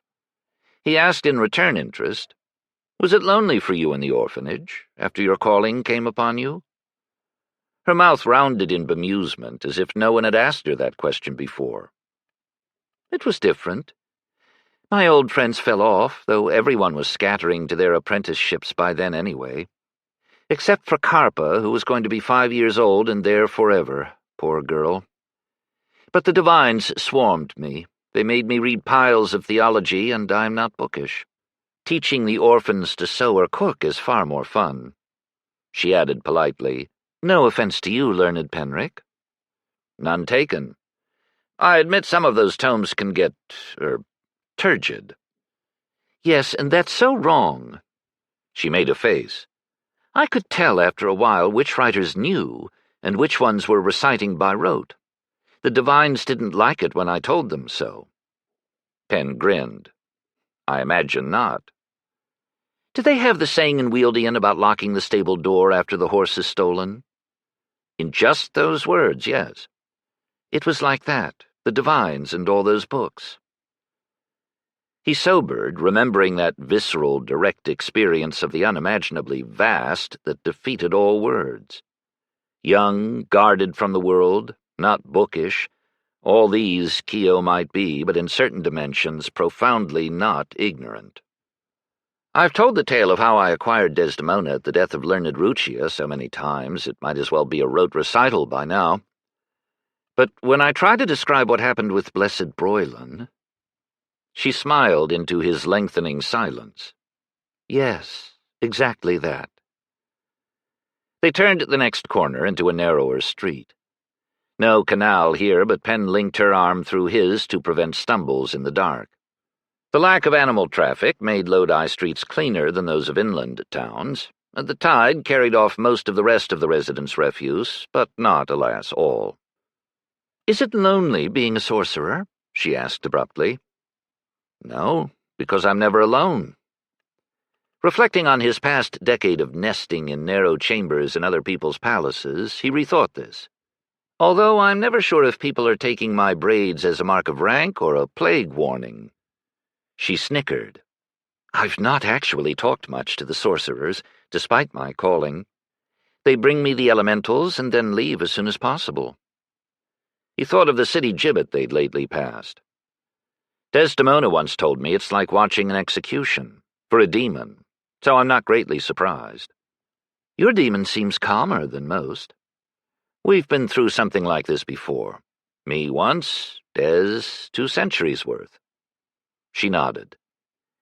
Dispatching elementals for the Order had started to feel more like killing chickens for the god's kitchen than anything holy, even leaving out that real chicken.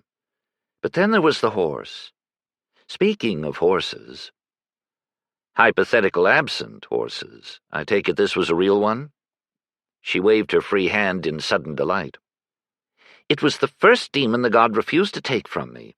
It was a very good horse, so beloved, trained for parades and for children to ride. And beautiful, the glossiest beast I ever saw. The god sent it back to be raised as a temple demon to go to some learned sorcerer candidate next. Its family was very relieved to be told it could live out its life with them. That was remarkably kind of the Order, and wise. Your demon must know of this. She's stood at the gate of her riders' deaths for such judgment and been told to go back, 12 times, you said? Pen hadn't said. That's right. After so many passages, did it feel to Des as if that gate was narrowing upon her? Yes, she muttered. Pensive, Keo went on. I'd always felt the god's sorrow before when I did his work, never his joy. I finally knew what I was here for. I keep hoping for another one like that lovely horse. The Order does too, said Penrick, though I'm afraid this mad boy's demon isn't going to be one. No, agreed Des grimly. The vague scent of canal sewage gave way to a more estuarial tang as they came out at the big northwest harbor. Not many lights here. Should he have acquired a link boy's lantern at the marketplace? Can you see in the dark as sorcerers do? He thought to ask Keo. She shook her head. I see the same as everyone else, until the god is upon me, and then I see everything, whether I want to or not. Ah. Helpfully, a bright lamp over the main entry of the hospice guided them in. The wooden door was half ajar. Raised voices leaked from within. Pen opened it to hand Keo into the spacious vestibule, well lit by lamps and wall sconces for receiving night emergencies. The person arguing with the night porter was not some injured or, more likely tonight, wine-sick poor seaman. To Pen's astonishment, it was learned Icerny. But a very different Icerny than the trim, brisk official he'd met this afternoon. Her black coat was hanging open over her dress, her sleek hair was escaping its pinned-up braids, and her face was drained and distraught. She near vibrated with tension as she stood before the porter with all the air of a dog about to launch an attack. She was accompanied by a young man, apparently acting as her link boy, for he held a walking lantern in uneasy hands. He was dressed as a sober merchant, not a servant, though, in a gray jacket with pleated skirts to the mid-thigh, tight trousers, and a silver-studded leather belt for his knife. Lanky, typical Adriac coloration. His lips were pressed close in distress, but he opened them to say, "Perhaps we should come back tomorrow, learned Icerny." She shot him a scorching look that silenced him again and returned it to the porter. "If Master Linitas is not here, there must be someone who has seen him. Nightstaff, anyone." Penrick thought to pull his lion mask down, turning it to hang from the back of his neck. Keo kept her mask tied, pressing his arm and stepping half behind him. It seemed unlikely this was a sudden attack of shyness, but who knew? He gave her a reassuring nod and moved forward, interrupting the scene. "Good evening. I'm Learned Penrick, the temple sensitive who was sent to Master Linitas to examine your mad castaway this afternoon, the one who ran off. I stopped in to see if he has been found or came back, or if you had any other word." Icerny spun and stared at him in surprise. "Learned Penrick! I was just thinking I might try to find you next. What's this all about?" Icerny waved her expressive hands, but hardly seemed to know where to begin. A lawyer, at loss for words? Her companion gave her a pitying glance and cut in, "My name is Ollie Marin. I was riding share on the spring convoy to Sidonia, shepherding a mixed cargo for my employer. Learned Icerny's son, Richelon, was aboard doing the same for his father. Our ship just returned home to Lodi this afternoon." He inhaled as if steeling himself. "I was charged with the heavy task of bearing the news to his family that Ree had been lost overboard in the night. Nearly a week ago, when we were beating up to our last stop in Trigoni. It seems heartless to encourage hope at this point, but—" He made a frustrated gesture at Icerny. "The shock? His mother." "Did you search the water for him?" Pen asked. Marin shook a regretful head. "Between the time he was last seen in the evening and the time he was first missed in the morning, the convoy must have made 50 or 60 miles. There was no way." "Was there a storm?" "No, the night was clear, though the wind was brisk. No moon, so the deck was very dark." Demanding a physical description of Marin's lost companion was going to be unhelpful, given Madboy's common looks. Pen had decanted the basics in front of his, maybe mother, Icerny, this afternoon, without triggering recognition or alarm. Some hours before this news had arrived, to be sure, shattering her calm belief that her son was safely on his way home to her. Penn doubted the bastard's day was strongly celebrated in Icerne's household, as she had taken oath to a very different god. But likely any of her domestic thoughts had been pleasantly bent on a welcome-back dinner or some such thing. Penn had barely noticed Mad Boy's exterior, although he would recognize his demon-splintered soul at 100 paces through a stone wall. Penn turned back to the night porter. "Master Linitas has gone home for the day, you say? He left no messages for me, I take it?" "That's right, Learned," he replied, relieved to face a less frantic interrogator. "There must be others who worked directly with the ship-lost patient you took in. The other men in the ward he'd so disrupted yesterday could also bear witness, but staff were more likely to handle distraught relatives smoothly. Is Orderly Gennady still about?" "I can send upstairs and see." The porter rose to call through one of the archways leading from the entry, to be answered by a young dedicant interrupted swallowing down a snack of bread. The lad scampered off up the stairs willingly enough. Keo watched, quiet and attentive, aware, as Penn extended his senses. Through the opposite archway, past closed doors, a few souls moved in a treatment room, a physician, hurting patient, assistant, and some anxious companion. No demons of any kind, so not Penn's affair. Footsteps scuffing, plural. Penn looked up to find, thankfully, the page leading Gennady down to them. "Oh," said Gennady, recognizing Penrick. "You're the sorcerer fellow who came this afternoon and scared that poor mad boy into running off." Penn ignored the second half of this and hoped Icerne would too. "I gather you've had no further word of him here?" Gennady shook his head. "We did look, sir." Penn turned to Icerne, whose slim hands were working in an anxious urge to interject, barely suppressed. "Did your son Ree have any particular identifying scars or tattoos, Learned?" Not when he left home," she looked to Marin. "Unless he acquired something on the voyage?" "None I know of."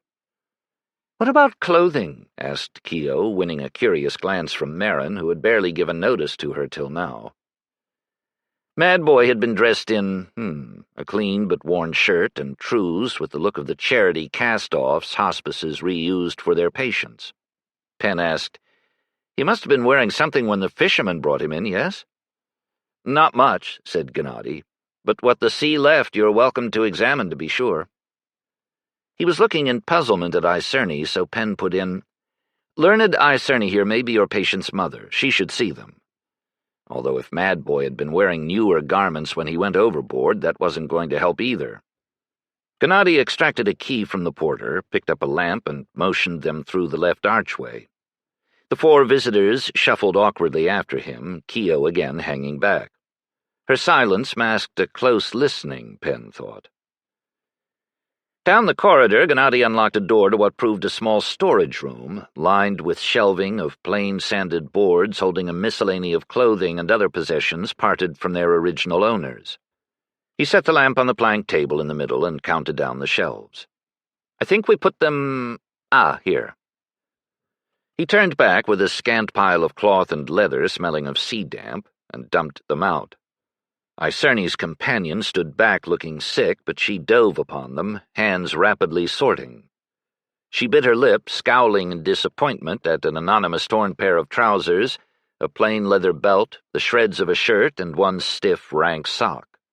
Her hand stopped short, holding a salt-crusted embroidered handkerchief, and she bent to shove it into the pool of light and spread it out.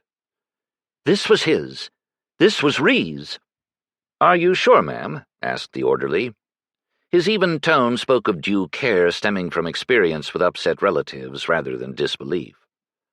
"I embroidered it myself. Then he's alive." If Mad Boy, Ree, Penn corrected his thought, had been raised from the dead in front of them, her eyes could not have glittered more brightly with jubilant tears unshed. Her parted lips caught breath like a woman surfacing from drowning. "Saved from the sea! Oh, it is a miracle! One I didn't even know to pray for." If it was, it came with the kind of ambiguous catches for which Penn's god was noted. He cleared his throat. "This puts us very much further forward, but we still need to find him." Marin looked up from the handkerchief and said plaintively, I don't understand any of this. I thought the news I'd brought had turned her wits, and I shouldn't let her run off into the night here alone, but what's all this babble of demons and madness?" "My wits are fine," snapped Icerne. "It's my world that's turned upside down." The god of chaos and mischance, Penn reminded himself. He should know. "The man you lost overboard was found by a bedemoned dolphin, whose demon jumped to him. This is the one part of all this that was probably not an accident, though you'll have to take my word for that. Rhee would have experienced this invasion of his mind as a kind of madness. Maybe his exhaustion from trying to swim made him more susceptible, but in any case the demon has ascended, possessed him. Long story, but while temple demons are a benefit to their recipients, this wild one is effectively insane. When the fisherman picked Rhee up, I'm sure it seemed he'd lost his reason altogether." "Five gods!" Marin signed himself, looking unnerved. "That's bizarre." He turned to Gennady. "Could he even talk?" "Aye," said Gennady, "but there was no getting any sense out of him, not even his name." Marin huffed in horror. "Can he be cured?" Penn glanced at Icerne, hanging on his words. He returned a firm yes, and concealed his gulp. "We'll make it so, somehow. When he's found—" He motioned Keo forward. She pushed up her feathered mask, baring her sobered face, and made a curtsy to Icerne, regarding the older woman intently. Less daunted by all these surging maternal emotions than Penn was? Or, odd perception, fascinated by them? Orphan, after all. "This is Blessed Keo, Saint of the Bastards chapter house on the Isle of Gulls, and my, colleague. When we find Rhee, she will—" "Eat the demon" maybe didn't sound reassuring. "No lie," muttered Des. "Draw the demon from him," Penn continued smoothly, "by the grace of the White God. It may take him a while to recover from his physical ordeal and the shock to his mind, but with rest and quiet at home, I'm sure he'll be all right in time." He nodded encouragement at Icerne. Icerne stared at Keo in a surprise that turned to ferocious hope. "Really?" "Yes, learned Icerne," said Keo with earnest politeness, rising to the occasion, or previously schooled by experience in dealing with distraught, confused clients, supplicants. Her usual guardians had likely handled the details. "I'll do all I can to help your son." "Thank the gods." "Thank the White God, technically, but maybe not too soon."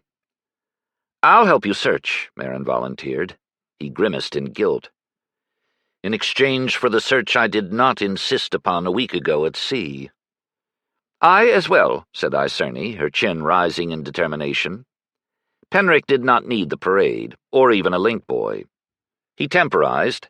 "I think it would better serve if you were to return home in case your son finds his way there." Her head went back, her face lit. "Do you think he might?" "By no means impossible. The caution was painful but necessary. There is a chance his ascended demon might feign to be him. If he does turn up, you should do nothing to alarm him but secretly send for me at once." She didn't like that one bit, but he thought she understood. "Marin here can escort you home, which is where, by the way?" "It's not too far. We have a house on the Wheeldman's Canal, which empties out to the harbor between here and the state shipyard." A decent address, not so elevated as the palaces of the merchant princes lining the main canal of the city, but an abode of hard-working men on the way up, or sometimes down. "I really want to go with you," Marin told Penrick unhappily. "Why don't we all escort learned Icerne home?" suggested Keo. "Then we'll know where it is for later." This sensible compromise was adopted. With strongly worded instructions to the porter to send a message to the Curia, regardless of the time, if anything new materialized here at the hospice, Penn led his enlarged party back out into the night. Icerne's house lipped its canal. They had to circle past it to find a bridge, and then the narrower street that ran up to— Penn wasn't sure whether to think of it as the front or the back door, the dry door. They mounted steps behind Icerne to a second-story entry. The ground or canal floor presumably held the merchant husband's goods, with the living spaces above. She had a big iron key in her hand, but the door opened at her pull. "I don't suppose I thought to lock up when I ran out." She grimaced at this carelessness. She must have been going nearly as mad as Mad Boy in that moment, caught between the shock of grief and the greater shock of lunatic hope. They entered the hallway to find it lit by dim wall sconces and the brighter glow of a walking lantern in the hand of a startled maidservant. Two young women clustered behind her looked equally disconcerted. "Mama," the elder, or at least taller, who looked to be about Keogh's age, said faintly, "we didn't know where you'd gone out to, or why." Best dresses, fetching white bows tied around their necks, and masks in their hands, suggested this was not an incipient search party, but the other sort. Icerne had no trouble figuring it out either. "I leave the house for an hour, and this is what you get up to?" Her voice was sharp, grating with real anger that seemed to take all three aback. These girls clearly had not yet been given the news about their brother, either version, before Icerne had rushed back out with her unhappy herald Marin. "We were only just walking over to the party at the Stork Island chapter house," the younger protested, "taking Bika and staying together. The divines of the White God will be there, giving blessings. It's safe." "Not that safe," said Icerne between gritted teeth, "and not now. I can't deal with any more chaos tonight." She gripped her disarrayed hair and took a deep breath. The elder looked up, discovering that there was a divine of the White God standing right in their hallway. She gaped only briefly at Penn and then Keogh before her gaze went to Marin. "Sir Marin, you're back!" And more eagerly, "Is Ree with you? Is he still dealing with Father's cargo, or is he coming?" Marin winced and gestured helplessly, tossing these unanswerable questions back to Icerne.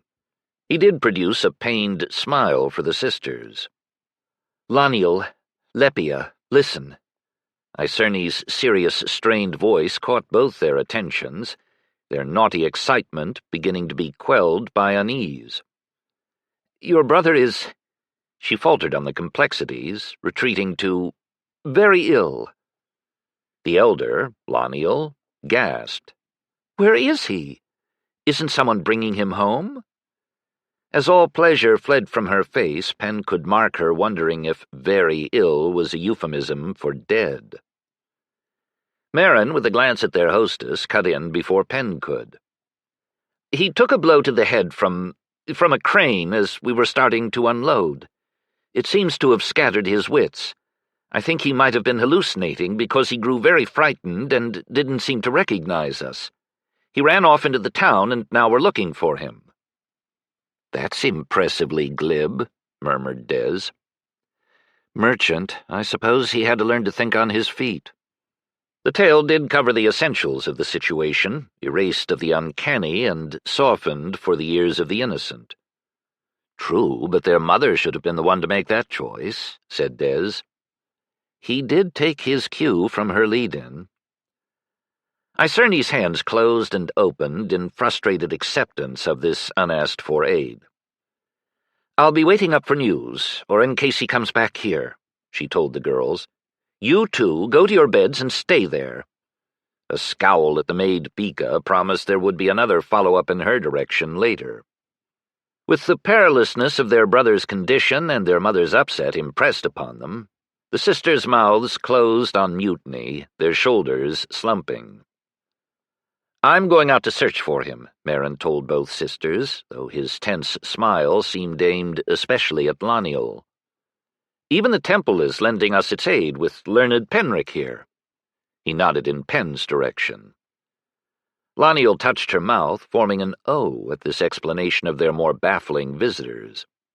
Looking over Penn and Keogh, she said, "I'm sorry we have interrupted your holy eve with our affairs, learned, and, Penn watched her trying to place Keogh and coming up with the notion they must be a couple out on the town, though uncertain whether the young lady's affections for the evening were paid or gratis.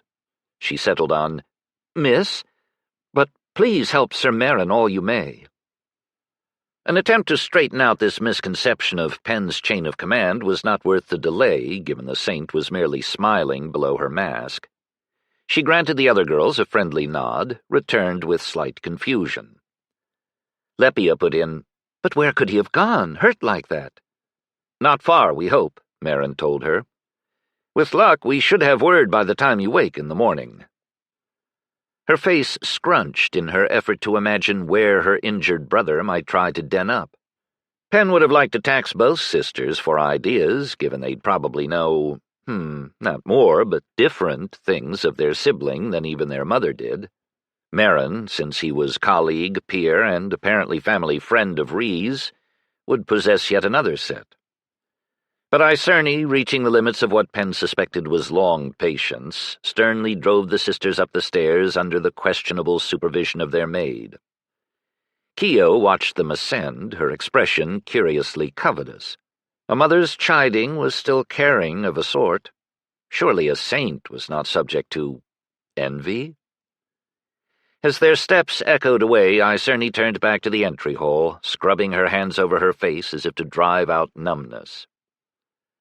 2 hours ago, she told Penrick, I was going out of my mind trying to imagine how I was going to write my husband with the news of the death of our only son. I have no idea how I'm going to write this. Where is Sir Richelon? Penn inquired. He travels every year up to the foot of the mountains to deal for timber. We supply some instrument and cabinet makers here in Lodi who have very particular needs. He usually goes later in the summer, but this year is the first that he let Rhee take the spring convoy to Sidonia alone. She swallowed distress. I think you can safely put off that task till tomorrow, Penn said. You should have more news by then. Better news, maybe. Risky promise. I suppose so. Icerne straightened and exhaled, her eye falling on a pile of objects dropped at the side of the hallway. Several cases, a poniard in a tooled scabbard, and some loose clothing. I could go through these and put them away while I wait. I'm not going to be able to sleep anyway. That was everything Rhee left in our cabin, Marin told her. It all fit on the one cart. Your husband's cargo is still aboard the ship, as there was no one to receive it. It will just have to wait there, since all the stevedores have gone off for the holiday by now, but I'll take on that task for you the day after tomorrow, if you wish. Frowning, she waved away this offer. I'll send Repol's clerk. Repol? Merchant husband's first name, Penn decided. She doesn't favor this fellow Marin, Des observed. A case of beheading the messenger? Perhaps. Icerne poked at the pile of cases with a tentative toe, possibly considering how much more painful her unpacking would be if their owner had been dead. Penn renewed his resolve to prevent that from becoming so. As far as I know, said Marin, all of Rhee's documents and letters of credit from the voyage are safe in there. I'm afraid his purse and money belt were on him when he went over the side. We didn't see either among his other things later. I thought the belt had dragged him under. He'd had a very successful trip. Neither item had been in the sad, damp pile in the storage room either. Those sticky hands among those that had drawn Rhee from the sea and delivered him to the hospice could have taken toll. Thank the gods he'd had the sense to drop it, rather than drown trying to keep it, Icerne said fervently. Just the sort of thing idiot-brave boys attempt. Marin offered a crooked smile. I think my employer would have chastised me roundly for that. Ha! The maternal scorn in that syllable could have weighted a cudgel. More fool he, since he'd have had neither money nor agent after. Since Icerne was as anxious as Penrick for them to hurry the search, their farewells were brief. Blessed Keo, Icerne offered a clumsy curtsy. Her supplication could not have been made more plain if she'd fallen to her knees. The hope of my heart and house is in your God's hands tonight. It cannot be misplaced there, learned. Gravely, Keo pulled her mask altogether off and returned her a full formal blessing, with the extra tap of the back of her thumb to her lips. It was the first trained gesture of their order Penn had witnessed the girl make. Keo might have been as feral as a young elemental for all that Penn had seen heretofore. Her face, as they descended the steps to the street again, had shed all its earlier merriment. She drew her mask back on, tightening the ties, as Merrin raised his lantern and turned his head back and forth. "Which way?" Penn grunted. "I was hoping you might have some ideas. This wild demon, though ascendant, knew nothing of Lodi, so all the local navigation must be coming from Ree. Asking where would Ree go when in his right mind is probably not useful, but where would a man like him, or you, think to hide if he was in terror for his life?" Merrin blew out his breath. "Gods, what a question!" The lantern sank to his side as he cogitated. "Lodi has 1,000 alleys, all with corners and cubbies, and then there are all the interiors. Even if you stick to those that are unpeopled this time of night, shops and workshops, warehouses, government offices, probably not them. The central islands are circled by docks and wharves, and then there are all the outlying islands. This seems an impossible hunt." "Not entirely. I only need to come within about 100 paces of the demon to sense it, regardless of what walls or alleys or canals lie between. A sharp spike somewhere in this buffeting phantasmagoria of the town's souls." "How—" began Merrin. "Never mind. But I don't quite understand what you do if we do find him." Penrick shrugged. "Hold Ree down as best I can without doing him injury, then let blessed Keo call on our god. It should be a quick operation at that point.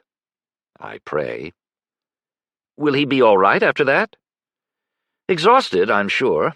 And grateful, Penn trusted. Unmad boy had better be after all this chase. But then we can deliver him home and let Icerny take care of the rest." "I see. I think." Merrin frowned.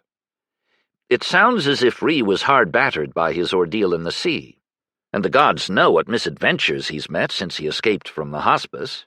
What happens if he dies before the saint can release him?" "A greater mess than ever. I mean over and above what the dying part would do to his family. Because the demon would jump to the closest other person it could reach, and we'd have the whole search to do over again, with even less information." "But not to you, or to blessed Keo?" He made a newly nervy half-bow at the girl. "You'd need to be close for this, wouldn't you?" "We're already occupied. Not sorcerers, not saints, not Wieldian shamans, though I wouldn't expect to encounter any of those in Lodi. Wieldian merchants, yes. Anyone else in proximity would be at risk. Merrin, for example. Really, the man was very much in the way." "That sounds really bad. Unless someone wanted a demon, I expect."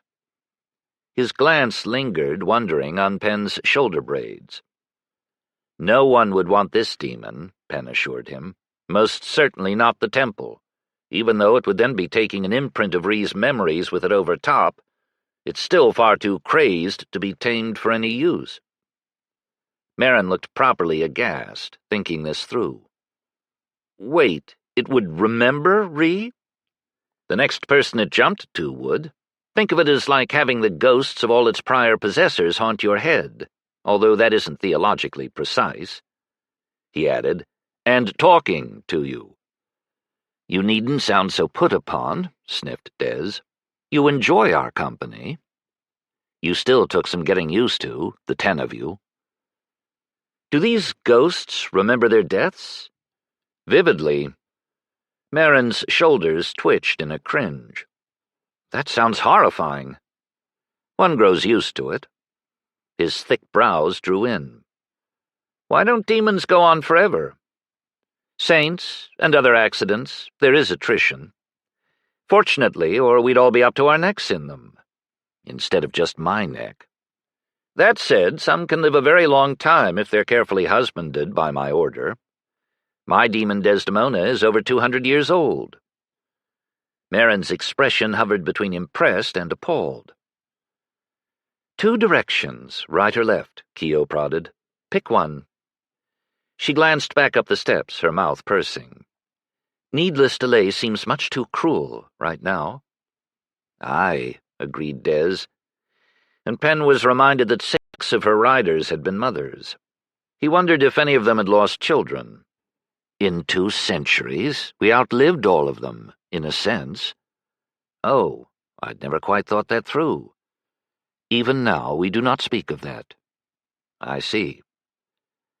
Any guidance from your side yet? Penn asked the saint. Not so far. Of course not. Penn tried to think what areas of these neighborhoods he'd already covered. He was losing track. Not that Mad Boy couldn't move about, so maybe it hardly mattered. Merrin pointed. Left. Penn shrugged and turned that way, leading them toward the middle of the muddled island neighborhood. Nothing in Lodi had a regular shape. Maybe he could find the center and spiral outward. Scanning, walking, and talking at the same time risked stumbling over his own feet, but he asked Merrin, I take it you and Ree were thrown together as cabin mates. Had you known him and his family before? Not as well as I got to know him shipboard. I used to work for one of his father's cousins before I was hired away as an agent for this voyage, so I had some acquaintance. A longing sigh. What's he pining for? What, wasn't it obvious to you in Icerne's entryway? I was following a great many things back there. So you were rivals with Ree, not partners? Penn asked. Friendly rivals this time, yes. We might expect to be partners on some future venture. I'd hoped to work for Sir Richelon, who has a good reputation, but this other opportunity came up first. Keo inquired slyly, Does your current employer also have pretty daughters? Merrin snorted, unoffended by the implication. No, more's the pity. Among his other defects, 4 strapping sons. A hired agent has no chance of moving up in that clan, no matter how hard-working. Nor of marrying into it, obviously. Certain long-term relationships that came under the bastard's thumb could be economically similar, one type of close partnership cloaked by another, but Penn hadn't noticed Merrin's eye being caught by anyone not female so far. To his personal relief. Penn favored round girls, given his choice, though not, alas, the otherwise personable Keo. Her randomly channels a demon-eating god aspect was too daunting. Thank you, murmured Des. One of your infatuations in that direction would have been supremely awkward. Penn's lips twitched. Keo observed to Merrin, I thought you fancied Sirrah Loniel just now. In the glow of the walking lantern, Merrin's cheeks darkened in a sheepish blush. He ducked his head. Who wouldn't? Just on marriageable age, respectable house. Her parents guard her very closely, though, so it makes her hard for a poor man to court. Ree will be, again, I hope, good company, but on that point he's just as stiff as his learned mother. Ah, Icerne's distaste illuminated. Rich daughter, poor suitor, a common tale. Merrin's jaw set. A sufficient fortune of my own could overcome all those barriers, if I can ever gain it. Your own family isn't in trade? Said Penn. No, I'm from a farming village in the Adriac hinterland. The usual tale, too many siblings, and the younger turned out like stray cats to seek their own fates. As the 7th and last born in his own family, Penn could sympathize, although his fate had sought him, as nearly as he could tell, or perhaps his god's left hand. Pish, said Des. You would never have been happy in that narrow mountain valley, even as its shabby lord. Less even than as its youngest scion, Penn reflected. I was entirely content to leave those dreary duties to my eldest brother, who appeared to be content to have them, so a win all around. At least, Keo remarked to Merrin, they didn't drown you like a sack of kittens. Foundling, right. Unwanted bastards left on the White God's doorstep were the lucky ones. The canals of Lodi swallowed many secrets to be flushed out on the tides. A flash of bitterness from Merrin. No, they sent us to Lodi and let the city destroy us for them. Penrick had read the man as an unhappy soul from the beginning, but this appeared to go deeper than the disaster to his cabin mate that had been dumped on his hands. Right now, though, Penn had other souls to attend to. Too many everywhere, and all the wrong ones. Still, the trio, 4, counting Des, fell silent for a time, pacing along the maze. Penn's feet were starting to hurt.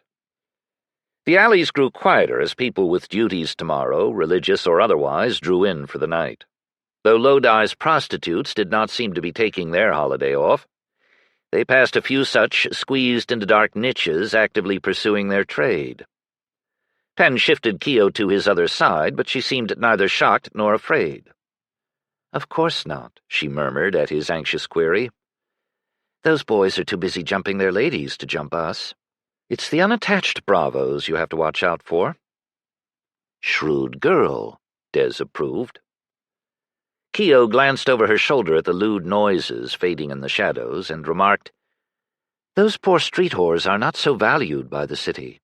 They're harder to squeeze taxes out of than their sisterhoods in the brothels and bordellos. It's said that the levies paid by the ladies of Lodi fund the building of a state galley every year.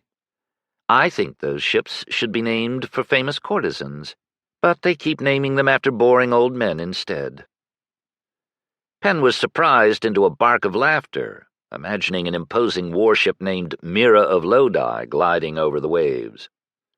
"It would overawe all rivals," Des assured him smugly. He sobered, considering Keo's insights. The denizens of the bastards' orphanages must have a rough view of the backside of the colorful tapestry that was Lodi. Keo might play a sheltered maiden most convincingly when it suited her, but she was not one. Even without that hidden portal on infinite space she had tucked secretly about her. They came to a halt at an alley mouth that gave onto another market, illuminated by what table lanterns hadn't run out of oil and the dancing flames of a cresset, its iron basket held up on a post beside the canal landing. Sinuous yellow-orange lines reflecting in the dark water danced back. The party hosted here had reached the latest stage of devolution.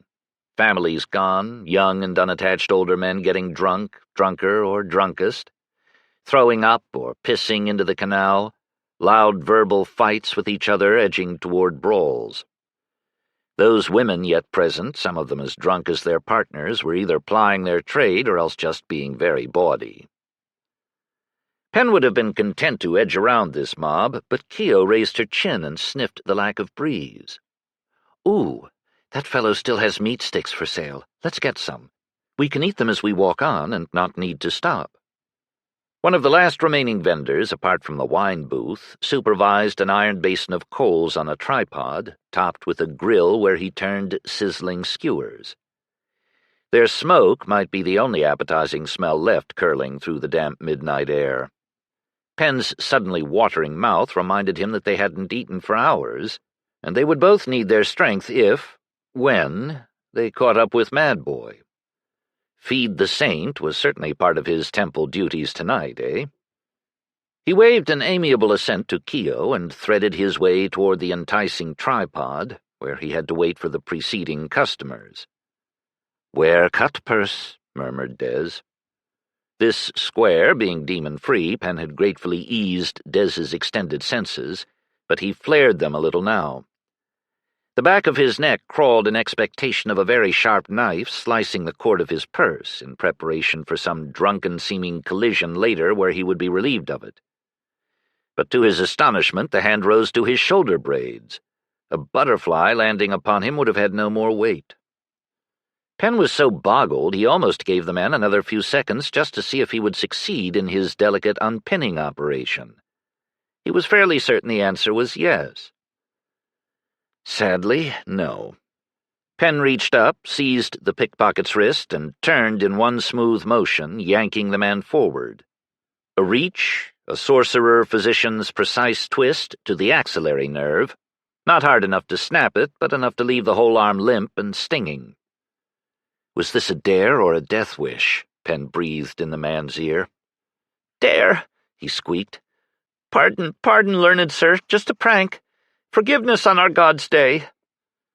No question that this was no prank, but the man's trade. He'd been far too adept for an amateur thief. From the corner of his eye, Penn spotted a couple of his probably colleagues, who had been watching the show and grinning, retreat hastily into the shadows at this abrupt reversal of fortune. Penn could imagine the conversation that had led up to this. "I wager I can lift the braids right off that skinny sorcerer's shoulder." If Penn had been any other sort of temple divine, he likely could have. Servile, grinning, and terrified, an unsavory combination. Penn took a deep breath to calm himself and continued his sermon at a whisper's range. "Your hand will be useless for a day. If I chose to take you to a city constable, it would be removed altogether.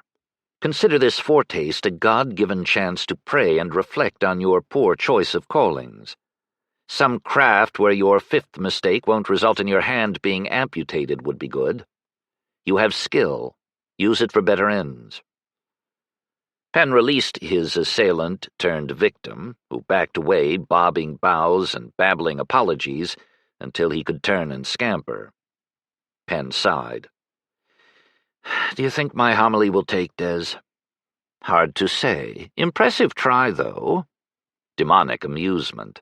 "On both your parts." Penn wondered if "don't drink and rob" would have been more pointed advice. It wasn't as if he didn't have 2 spare sets of braids in his clothes chest. He fished his purse from under his coat and shirt, thankful to find it still there, and settled up for 3 skewers of meat. Aromatic with garlic, otherwise not very identifiable. Browned sufficed tonight. A stop at the wine booth for something red and redolent to wash it down would delay them, but it was tempting. Toasted sticks in hand, he looked around for Keogh and Marin. They were gone. He was puzzled, not alarmed, Penn told himself and his leaping pulse, as he swept the square with his gaze. Keogh's showy striped dress should stand out even in flickering shadows. No luck. He flashed Dez's demonic sense to its fullest range. By now he could recognize those souls at a distance, much as one would recognize the form of a friend seen down the street. Nothing. He wheeled, checking the square again. The cut-purse and his cronies were gone, naturally enough. He didn't see how they could have taken Keogh and Marin with them by force without his or Dez's notice in the few moments he'd spent collecting the meat. Nor why, actually. "No," agreed Dez. But when a demon sounded worried. The canal here had no footpath, lapping right up to the buildings on either side. The sole access was by oarboat at the market landing. Water traffic had thinned out, only a few hardy boatmen still circulating to ferry inebriated customers home. This market had 3 dry entries, the alley they'd come in by, and the other 2 leading who knew where. Just because they started off in one direction didn't mean they'd continue that way. Penn picked the wider cobbled one and trotted down it, frugally munching his meat skewer. The snack didn't settle well in his newly nervous stomach, despite his peckishness. After 100 paces, the street narrowed and ended in a close-built ring of houses. A Lodi rat could have escaped between them, but not a girl in a party dress and whoever she'd left with. Marin must be accompanying her, Penn reasoned with himself, his pulse and his digestion. Keogh could not be completely unprotected. "I've lost the saint." Envisioning himself explaining this to learned Riesta, Penn fought panic. She was only temporarily mislaid, surely. Back to the market. Taxing a few bleary men and the less bleary vendors for witness bore no fruit. The first had been too drunk, and the second too busy keeping them so. Penn scowled at the time he'd lost and headed into the final street. In a minute, the first crossing presented him with the usual 3-way dilemma. Penn halted, thinking of his late father's description of a dog trying to chase 2 rabbits. Doomed to catch neither in the paternal parable. Increasingly frantic circling was not the answer. He'd been doing that all night. If the pair hadn't been kidnapped, one must have persuaded the other away. But which? He wouldn't put some impulsive start past Keogh, certainly. Earlier in the evening, he might have imagined her growing bored with her stodgy temple protector and herring off to find a better party, but not since their sobering encounter with the distraught Icerne. So she must have had a reason. A God-inspired reason? Attempting to picture what or how made him want to gibber. The notion of Merrin luring her away from Penrick also left him at a loss. Not slyly divesting a romantic rival of his prize. He'd shown no hint of being interested in Keo that way, although it would take a brave man to approach a saint. Or the penniless orphan part accounts for his lack of ardor, Des put in. Would Icerne concur with her? But no, Merrin had been as intent on their pursuit as the rest of them. Penn had not misread that. Des, what do you make of Merrin? The impression of a doubtful, I see souls. I don't hear their thoughts as you and I hear each other's, you know that. Handy as that godlike gift would be. He's upset, but then he would be. More determination than malice, and more fear than either. Much more fear. For Rhee, and unease at his dangerous situation, I'd thought. Thus Merrin, regardless of the details of his motivation, would still be set on finding Rhee. So maybe Penn wasn't chasing two rabbits. Maybe there was only one, or in any case, two going in the same direction. Where haven't I searched yet? He reviewed his routes around a mental map of Lodi. The city was 10 times the size of Martinsbridge, itself 10 times the size of Penn's mountain home of Greenwell Town, but he'd chewed through most of it by now. He hadn't covered any of the outlying islands except the Isle of Gulls, though how a penniless madman could contrive to get across the lagoon defeated even Penn's imagination. I really don't think he'd have tried to swim, said Des. Dolphin-haunted or not. Agreed. Oh, there was one place Penn hadn't examined, the harbor shore near the hospice, apart from the bits along the route between the hospice and Icerne's house. Because it had already been searched in that first hour by Linitas and Taby, looking for a madman and a fuss. Could the bedemoned Rhee instead have hidden himself from their view in the marine clutter? Easily. Penn would have spotted him regardless, but ordinary eyes might not. Penn swore aloud in Wieldian at this potential miss. Though if Merrin had been seized by some late inspiration of a new place to look for his lost cabin mate, why hadn't he brought the thought to Penrick? Penn was liking this less and less. He walked on into the darkness that wasn't dark to him, somewhat vengefully consuming Merrin's meat stick, and in the 20 minutes it took him to backtrack through the stone and water maze to the harbor, Keogh's as well, though mainly to free his hand. Her penalty for running off without telling him. Trying to be systematic, always a challenge in Lodi, Penn angled through to the shoreline on the far side of the hospice and worked his way back up toward the state shipyard. There were a surprising number of souls about in the after-midnight darkness, and not just celebrants staggering home. Sailors slept out on their moored ships, others denned up in various cubbies and shacks. Penn passed a pair of night watchmen, more looking for fires than criminals, though prepared to sound an alarm for either. One lifted his lantern and frowned at Penn, glimmering gold-white in the pool of light. Seeing a divine's coat and braids, and of the fifth god's order on his knight, he bobbed his head in nervous respect. "Learned, sir, you're out late." "Unfortunately, yes. I'm looking for a sick man who might have come through here. Also for a young couple." Penn described his missing trio, leaving out the lengthy explanation, which made it all rather mysterious. The watchmen regarded him with misgiving. But they had not seen any of the people Penn was looking for since they'd come on duty at nightfall. Penn left them with a parting blessing anyway, which they accepted with scarcely less worry. He searched as far as the mouth of the Wheelman's Canal without luck, then had to circle up it for the bridge. This brought him back down Icerne's street and past her steps. He did not stop in. Des's sight told him that Rhee had not returned here. Lamplight leaked through third-story shutters from the wakeful woman waiting. Needless delay would be cruelty. He would run if he'd known what way. back to the harbor side. The next stretch was mainly devoted to the use of Lodi fishermen like the ones who'd first trawled up Mad Boy. Tackle, festoons of nets drying, crates, fish traps, and boats small enough to be pulled ashore for the night made a maddening obstacle course through damp sand. A few craft were upside down, waiting repairs or maintenance on their hulls. If Penn hadn't been looking with Dez's sight, he would never have spotted the man tucked beneath one. Not Mad Boy, not Marin. Fisherman? Vagabond? No. What's wrong with him? Quite a lot, said Dez uneasily, but not our affair, surely. Penn knelt and peered into what would be black shadow to anyone else.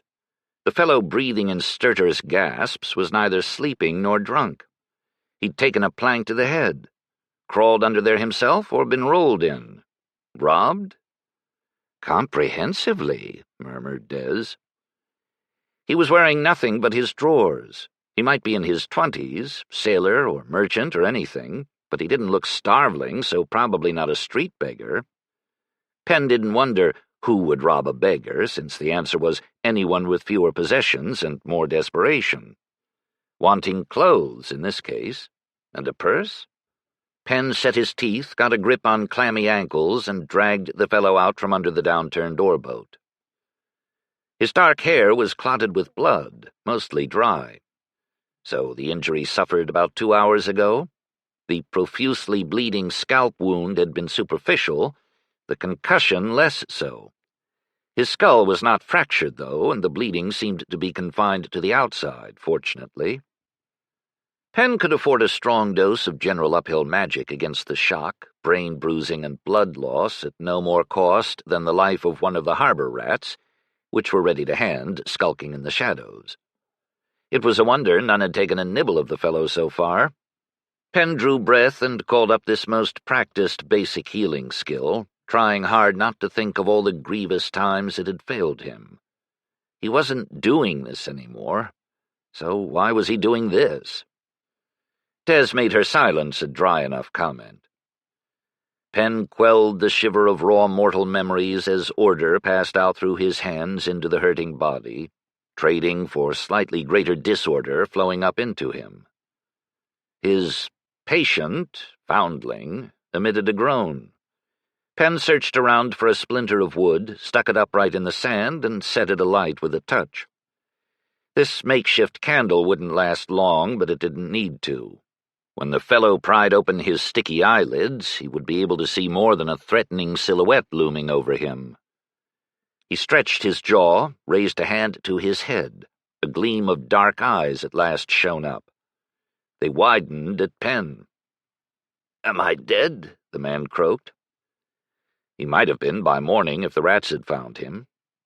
"Happily not." "Thought you might be the white god come to collect me. Wondered what I'd done wrong." "No, just his errand boy." "Good. My mother wouldn't have liked that." Fingers poked gingerly through matted, crusty hair. "You took a bad knock, though," said Penn. "Any idea who gave it to you?" He was getting an unsettling notion about that. The fellow was momentarily distracted as his wandering hands discovered his near-naked state. He swore. "My good doublet!" Bony feet felt each other. "My good boots! You expect to lose your purse, but who steals a man's breeches?" A moment later, "Gods, I feel sick." He spasmed. Penn helped him roll over to vomit. There had been a wine party earlier, evidently. "Oh, Mother of Summer, help me." "I'll bring you to the Gift of the Sea Hospice shortly," Penn promised, "as soon as you think you can walk." A wuff, possibly grateful. "Did you see who robbed you?" Penn asked again. "Only for a moment. Was coming home up the harbor street about an hour before midnight. What time's it now?" "About an hour after I make it." Not the worst swoon, though such were never good. "Barefoot young man by himself. Mumbling. Thought he was too drunk to be a danger, didn't pay much mind as he went by. Then I saw stars. The next thing, you." He pushed himself up on one elbow and looked around, wincing and blinking. then sank back with another groan. "Not far from here." "What did he look like?" "About my height and size, I guess. A bit younger. Pretty ragged, so it was hard to tell. Not much light." "Hair?" "Dark, tangled." Penn repeated the somewhat useless physical description of Richelon. The stripped fellow shook his head, then clutched it. "Oh, maybe?" "Not obviously not, then." Penn passed his hand over the victim. No signs of demonic disruption. He didn't think Mad Boy understood the theological hazards of magical violence, but perhaps the plank or chunk of spar or whatever had seemed weapon enough. But if it had been Mad Boy, that meant he'd still been here in the area not 2 hours ago, though also that he had amended his purseless and unclothed state and gained more ability to move about or escape. "Not over the causeway till it opens again at dawn, though," Des put in. "He's trapped in Lodi tonight unless he goes by boat." The stolen money would aid that, although not many boats were still moving at this hour, Bastard's Eve or not. Not that he couldn't just seize a small boat if he was strong enough to drag it to the water by himself, or simply untie it from a dock, though their owners usually took in their oars for the night to thwart such thefts. "How much was in your purse?" Penn asked. It took Bashed Man a dizzied moment to follow the question. "Less than I'd started out with tonight. Never thought I'd be glad to lose at play." "What color was your doublet?" The man squinted at him in further confusion. "What? Wine red, I suppose. Good cloth. Only second time I'd worn it." He sighed regret. In a few minutes, Penn was able to urge the man to his feet, one arm hoisted over Penn's shoulder, though the movement made him shudder with renewed nausea. They staggered along bumping hips up to the paved harbor street, where Penn prepared to retrace his steps, fretting. He'd traded too much time for these ambiguous clues. Though he supposed he qualified as the bastard's luck tonight to the robbery victim, he'd have to suggest a donation to his order. They'd not limped very far when they encountered another pair of night watchmen. Relieved, Penn traded off his foundling to them with instructions to take him to the Gift of the Sea. "Tell them learned Penrick sent him, and that he may have something to do with the problem I'm working on for them," he instructed the watchmen. "They'll understand. My order will cover his fees if it's required." This last barely reconciled them to their unexpected and out-of-their-way chore. Getting the hint, Penn tipped a couple of coins into their palms to assure the concussed fellow's safe arrival. His slurred voice drifted back, still mourning his doublet as Penn turned and strode toward the state shipyard. Despite the cooling night air, he was sweating from his magical exertion. Magical friction, learned Ruchia had dubbed it in her book on fundamentals of sorcery, which he'd planned to spend the past afternoon continuing to translate into Adriac. He gritted his teeth. Des, a rat, or something. A brief survey. Over there. In the black shadow of a drain, a blacker movement. At least it was one of the big ugly corpse-chewing harbor rats, and thus not distressingly cute. The creature squeaked and died as Penn divested the healing's dregs of disorder into it. Passing on, Penn tapped his lips with the back of his thumb in dutiful thanks to his god for the sacrifice of one of his creatures. Penn's stride lengthened. Blessed Keo had been out of his sight for far too long. And while he wouldn't have minded losing Marin, could the fool have abandoned her somewhere? Not good, not good. He came to his next check along the harbor street. Another canal bisected it, a stubby channel leading only to a small basin ringed by goods sheds and warehouses. The buildings shouldered tightly together, each with its own water gate closed and locked for the night. The water glimmered against their black bulks. He was just trying to see a way past when Des said tightly, "Found him." Bastard be thanked, finally. He whipped his attention around and followed her sight. 3 souls, Merrin, Keo, and the fractured, pained, demon-ridden being he'd glimpsed so vividly at the hospice. Yesterday afternoon, now. All were together. Distress, anger, and fear were as thick as a fog around them. Where? They appeared to be within a warehouse on the opposite side of the pool, and something bad was going on. The cornered mad boy attacking the saint? Even Penn could not run across the water to get to it directly. He'd have to go around. He could still run.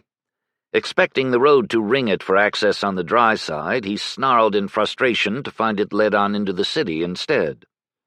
He spotted a narrow passage between 2 houses and turned sideways, scuttling through it to the street opposite. This one led back to the harbor and the goods sheds on the farther arc of the basin. The warehouse's double door was locked, barred from the inside. The only other visible access was a door on the 2nd floor leading onto air, a crane affixed above it for lifting goods up and down. Des could undo locks. Bars were heavier and trickier. Winded, Penn bent to examine the mechanism. Keo's screech, Penn wasn't sure if it was in fear or rage, moved him instantly to a more brutal approach. Magic and a mighty kick combined. Lock, bar, and door burst inward, followed by Penn. He looked wildly around. Bundles, bales, and lumber blocked his view. An orange glow rose beyond them. Penn caromed through the narrow aisles to an open space for marshalling cargo by the water door. Merrin's walking lantern, sitting on a nearby crate, illuminated a confusing scene. Merrin and Madboy were locked together in a furious scuffle. Not a wonder in itself. With the saint present, the demon was fighting for its life. The disheveled Keo orbited the pair just out of range. Her mask was hanging, her hair was half down, and a fresh red bruise marred her cheek. Merrin had his belt knife in hand, gripping a pewter pitcher in the other by way of a makeshift shield. Madboy was armed with a longer poniard, no doubt lifted from the same source as the red doublet, breeches, and boots he now wore. "You murderer! You cowardly thief!" snarled Madboy. As accusations went, this seemed to Penn oddly turned around. Steel clanged off pewter. "Keo!" Merrin bellowed desperately. Do it, you idiot bitch! Hurry!" She yelled back, "I don't call the god like a dog. He comes when he chooses. I've explained that." To or through tranquil, emptied souls, Penn had thought, which Keo's wasn't in this frenzied moment. "Exhaustion and despair can work as well as tranquility," Des put in. "Aye, not those either." As the wrestling pair turned, Merrin's eye fell on Penn. "Oh, gods, he's here!" Not the joy at rescue Penn would have expected, more a voice of loathing. Mad demon first, mysteries later. At least nothing was on fire yet. This demon seemed slow to deploy even the most basic magics, but maybe dolphins didn't think in terms of arson. The 2 fighters sprang apart, gasping for air, circled for another opening as if revolving on a rope. As the demon fought his friend Merrin, Ree ought to be impeding it as best he could, beyond just the bodily fatigue of his sea ordeal sapping demonic speed and strength. Jerks and feints and stumbles, other hindrances. Instead, the 2 seemed of one mind, equally intent upon their attacker. When both surrender to one desire. This demon, likewise, should have been attending to its greater threat from the temple sorcerer, not following its mount's impassioned focus on Merrin. It was leaving itself wide open, and Penn did not delay. 2 anatomically expert nerve twists, one to the right hand and the other to the left leg. The poniard dropped from paralyzed fingers, and Madboy's leg folded under him, dumping him to the floor. He cried out in pain. Merrin lunged for him. Penn lunged faster, wrapping his arms around the man and trapping his knife hand. "That's enough, Merrin. It's over. He's down." Merrin wrenched, then went still. After a cautious moment, Penn released him. "Oh," said Keo in a peeved tone. "Now he shows up." She shoved back her hair and braced her spine, as if lifting a burden. Stepping forward, she placed her hand on Madboy's brow.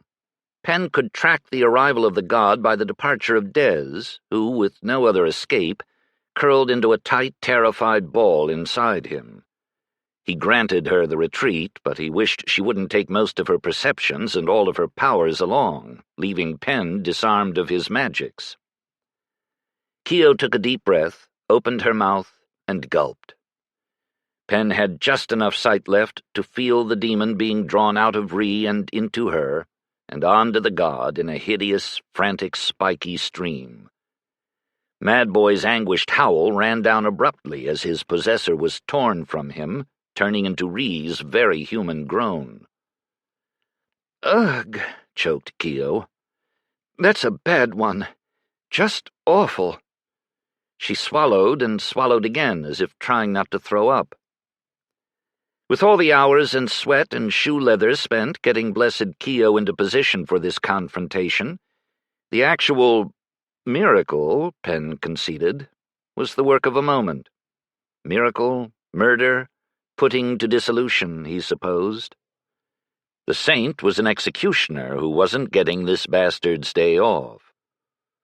A flash in Pen's mind, but not his eyes, a sense of endless vertigo, an instant in duration but infinite in depth, and the god departed with his prize, a strange perfume lingering in his wake that might have been a whispered, "Well done, my lovely child."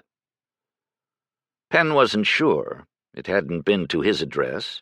He couldn't have withstood any more direct exposure than that. But Keo's plain face shone with a fleeting inner light of heartbreaking beauty. Numinous, Pen supposed, was the precise theological term. The word seemed wholly inadequate. Single-minded again, Ree gaped up in awe at blessed Keo, swaying on her feet. "Oh," breathed like a prayer, as it should be. Merrin swung his head back and forth as if expecting Madboy to rise and attack again. Penrick knelt to the de-demoned youth, hoping he hadn't hurt him too severely. He knew he hadn't snapped the throbbing nerves, so they should settle down in a while, an hour or a day, he wasn't sure. His back half turned, his demon not recovered from her brush with the holy. He only barely caught Merrin's motion as he raised his knife and dove forward. At Penrick. "What? No!" shrieked Keo, and threw her shoulder forward into Merrin as though trying to batter down a door. It unbalanced him enough that his first stab missed, grazing Pen's sleeve instead of plunging into his back. Pen fell to his hands, scrambling. Eyes white-rimmed, teeth bared, Merrin turned to this unexpected hazard from his flank. His knife flashed in the lantern light, gripped for a lethal thrust. Weaponless, Keo whipped her remaining hair stick out of her braid and brandished it. Merrin looked at it and scoffed. Pen regained his feet.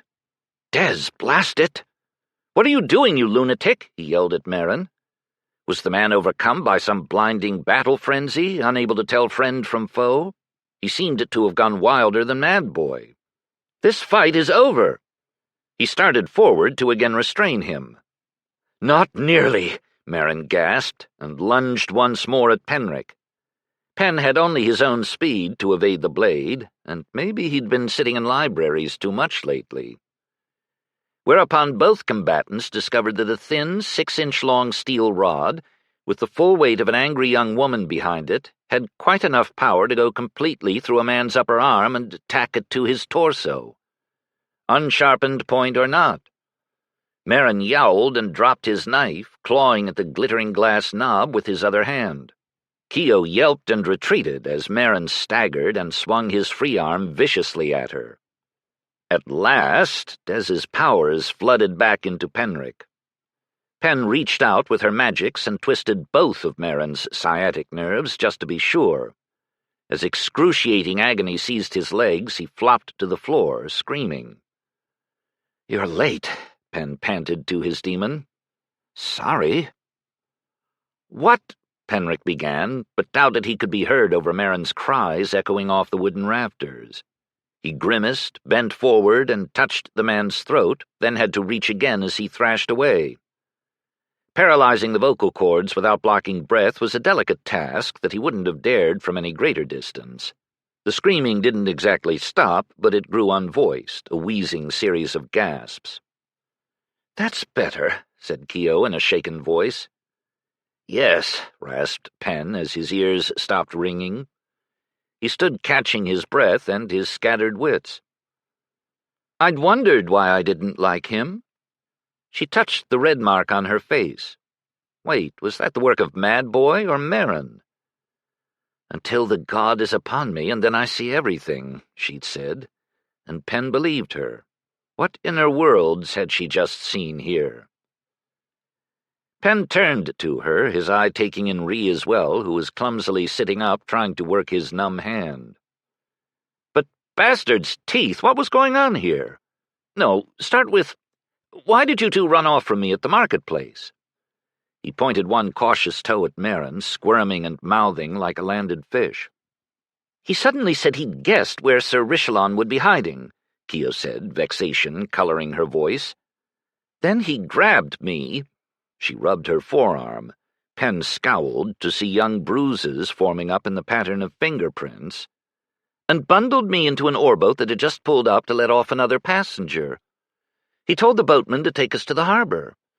I expected you to follow on with your sight, so I didn't cry out or protest. I didn't think I needed to. I mean, I wanted to get to the demon, and he was taking me to the demon." She looked around and asked Ree, "What exactly is this place, Sir Richelon, and why were you here? Because Sir Marin was right about that part." Still shaky with pain, Ree gestured distractedly. "This warehouse is shared by my father and my uncle. His cousin, but I call him my uncle. When Marin was employed by him, we both worked here sometimes. Then he left, and we didn't meet again till we were thrown together on the spring convoy. You two know about that?" He twisted toward Penn. "You're that scary sorcerer from the hospice. Of course you must if you came for me. You and the god, and the saint?" From the stunned ox air Ree bore as his gaze returned to Keogh, Penn grasped that he'd had an intimate view of his miracle, and of that holy execution. How much had he felt of his ascendant demon's destruction? And had it been release, horror, awe, or all three inextricably mixed? Des shuddered. "This felt like a safe place to hide, and I knew how to get in," Ree went on. "Looks like Marin remembered how too," said Des, "with less destruction to doorways." Her regret for the front entry was entirely feigned, Penn judged. "I didn't have much control, but I dreaded the demon getting any nearer to my mother and sisters. Do you know about them?" "Oh." Ree looked down at his red sleeve in fresh worry, then up at Penrick. He quavered, "Learned sir, I think I might have killed a man earlier tonight. I know I robbed him." So Ree remembered Mad Boy's acts. This was going to be interesting. "Put your heart at ease," Penn advised him. "The man survived and will recover. You may even get a chance to return his things." As Ree continued to look distraught, he added, "The temple, or at least my order, will know it wasn't you, and will speak on your behalf if it comes to that." Keogh wrinkled her nose. "How do you even know that the man— Never mind." Ree blew out his breath in a mixture of turmoil and relief. "It was all so confusing till just now. Like the worst fever dream ever." His gaze caught again in wonder on Keogh. "I dare say," said Penn. Why was Marin trying to kill you?" "Trying to kill me again, rather." Ree's black brows drew down in anger. Wrenching aside from his worship, he glared in Marin's direction. "He'd thrown me off our ship to drown." "Why?" asked Keogh. She didn't sound shocked. "I'd spotted him stealing his master's funds." His voice heated. "More fool I. I'd thought I could talk him into putting the money back, and then I wouldn't tell anyone, and all would be right again. That's why I took him out on the deck alone in the night. First he tried to bribe me, as if I would— Then he saw a more certain way to shut me up." "In the panic of a fight?" asked Penn. We did fight, but he knocked me woozy. He was cool enough to take my purse before he tipped me over the side rail, though." His lips tightened in remembered outrage. "How frugal. Premeditation enough, I dare say. A money belt was mentioned. Did he take that too?" "I kept that locked in a chest in my cabin. I don't know if he found it later." Ree looked suddenly even more worried. "Its key was in my purse. He knew that." "If he filched it, it should be discovered in his things when this incident is investigated," Penn suggested. "I don't know about your father, but if it's lost, I can promise you your mother won't care." "You've met my mother?" Ree's eyes sprang wide, and he gasped in new alarm. "Oh, gods, they'll have told my family I drowned." He lurched, trying to rise. "I have to get home." Keo knelt to him and made soothing murmurs, patting his shoulder as if he were a restive horse till he settled back, still panting anxiously. The disjointed tale laid bare Maren's formerly baffling motives, though. Cold greed and hot fear of being found out. Should fear be added to the list of great sins? "It can do as much harm, I'll grant," said Des. A stiff voice called from the wrecked doorway, "Hey, what's going on in there?" Wary footsteps resolved into two men in the tabards of the state shipyard. Its lords administrative kept a full roster of watchmen in the area, even or perhaps especially on holiday nights, so Penn was less taken aback than they were. One held up a lantern, the other had his short sword out and ready. "We heard screaming." "Well, here's trouble," said Des. "Not necessarily. It all depends on how I play it." "I yield this hand to you, Temple Man. By all means go be learned sir at them." Keo shrank back beside Ree. Penn stepped forward and said heartily, "Five gods be thanked you're here." The sword sank only slightly. Lantern Man put his other hand on the truncheon hung at his hip. "We interrupted an attempted murder," Penn went on, which didn't seem to reassure them. Leaving aside the question of who had been trying to murder whom when Penn first had come in. Maren had certainly been bent on getting rid of witnesses, but had been blocked by the problem of the demon until the saint had done her deed. Penn had to give him credit for paying attention to his demon lectures. The whole growing, teetering pile of lies and crime tonight must have been cobbled together impulsively, as Maren tried to work around the unexpected god gift of Ree's survival and demonic possession. Add rashness to his list of defects. If he'd managed to dispatch Ree, would he have gone on to Keo? Where would he hide the bodies was hardly a problem in canal-laced Lodi. The picture made Penn sick. "My lord bastard, you trim your timing far too fine." For this audience, Penn decided to stick with more recent and clear events. "This man," he pointed down at Maren, "just made an ill-advised attempt to stab me." "True enough." Permit me to introduce myself. I'm learned Penric Bujold, court sorcerer to Archdivine Bujold." Ree's eyes widened. So did the watchman's, though they maintained a properly suspicious stance. In Lodi, Bujold's was a name to conjure with, even if one wasn't a sorcerer. "And this is my colleague and saint of my order, the blessed Keo," Penn went on, moving possessively to the girl's side as she rose. He'd been making headway up to that point, but received a look of narrow disbelief as they took in the details of the alleged saint. A rumpled young female who might have been a bedraggled festival-goer, prostitute, victim of attempted assault sexual or otherwise, or all of them at once. Keo raised her decided chin and cast them a credible look of disdain in turn, but she shifted closer to Penric. Ree overcame intense self-consciousness of his stolen garments to offer, "This is my father's warehouse. Sir Ripol Richelon. I'm his son Ree. This man is Orly Maren, and he's a thief, among other things." And if the watchman construed that the trio had interrupted a robbery in progress, so much the better. Still unable to rise, Maren clutched at his throat and leaked constricted rasps like a bladder deflating. "He's bleeding," Swordman noted of Merrin.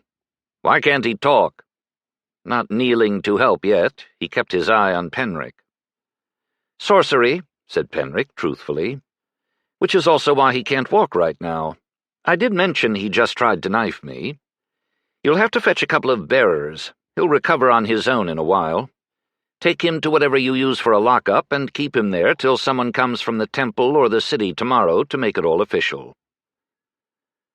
The legal part of this mess should now fall into the hands of authorities who were not Penrick, so that was a bright spot, though there would doubtless be testimony required of him later, in writing. "When he gets his voice back," said Ree bitterly, "I promise he'll use it to lie." "Folks always do to us," said Lantern Man. His gimlet gaze around did not specify who, except that it was likely those who were talking. If the watchman arrested the wrong parties by mistake, would learned Icerne come to free them? "She's a property lawyer, Pen. I'll bet she knows people. I'll bet she does, too." Penn moved this along in the hopes that assuming his conclusions would overbear further delays. "It's very late, and I have yet to escort the victim to his home and the saint back to the chapter house of our order." And what Riesta would have to say about their dawn return, Penn didn't dare guess. "We also need a guard placed on the door till its owner can come arrange repairs. May we leave this in your capable hands?" "Good flattery there," said Des. "Now follow up and bless the crap out of them." Penn did so, but thought on shipping his purse and paying in advance for the guard and a few other details he didn't inquire into too deeply, did more. When he finished, he didn't have enough left for boat fare back to the Isle of Gulls. "Borrow it from Icerne," Des suggested. "I imagine she'll be good for it." Though by now he'd have emptied out every last coin just to get Merrin safely into a cell. Vastly more efficient and less trouble than, say, chasing the fugitive through Lodi till he pitched into a canal and drowned from the weight of his stolen money belt. "Less satisfying, though," said Des. "Have I mentioned I actually like your overactive imagination?" "Speak for yourself, bloody-minded demon." Yet the vivid picture of having to pull the rotting bodies of Keo and Ree out of some similar canal, had Merrin had his way, drained Penn's thought of ire. Lodi canals were a deal warmer and less preserving than the chill Martinsbridge Lake. The watchman still squinted at them all, but the prospect of transferring the entire mess to the hands of the day shift probably did more to sway them than had Penn's coins and learned Icerne's name and direction combined. They divided their tasks, one standing sentry and the other trotting off for reinforcements, and Penn seized the chance to slip his party away before yet more questioners arrived and he'd have to go over it all again. Ree's dismasted leg was still not working right, so Penn heaved him up with his arm over his shoulder. He choked down a whimper. Penn tried to herd the saint ahead of them to the ruined door, but at the last moment she darted back and searched out an ornamented hair stick from where it had rolled into a bale. Setting her teeth, she then bent, wrapped her fist around the glass ball of the one still in Merrin's arm, and yanked it back out. Blood spattered on the wooden floor as he jerked and whined. Efficiently, she wiped the wet shank on his gray jacket. Rejoining Penn and Ree, she wound her messy braid back up on her head and pinned it crookedly in place. Ree watched this firm gesture with, apparently, great admiration. "Good," she said, collecting Merrin's walking lantern as well. "Let's go." "I'm not in charge of this parade anymore, am I, Des?" Penn thought as they limped after the girl. "You haven't been all night. God touched, if you didn't notice. I did." "Aye." It was the deadest hour of the night. Even the most determined celebrants had staggered home, and early workers were not yet abroad. The lantern, held aloft by Keo as Penn supported Ree, guttered out of oil before they reached Icerne's house. The moon served, just high enough for its pale light to angle down between the close buildings. Keo glanced over her shoulder. "Your whites make you glow like a ghost." "Ghosts are grayer, usually." "Oh, not the ones I see." "Maybe the god gets them fresher?" Ree's brow wrinkled at this exchange. As they made the last turn, Penn could see a single light still burning on the street, suspended from its chain over Icerne's door. This was one lamp that wasn't going to be allowed to run out of oil before dawn, he wagered.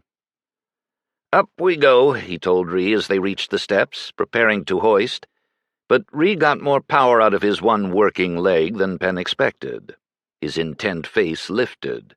Penn could feel his body shaking from more than just painful effort.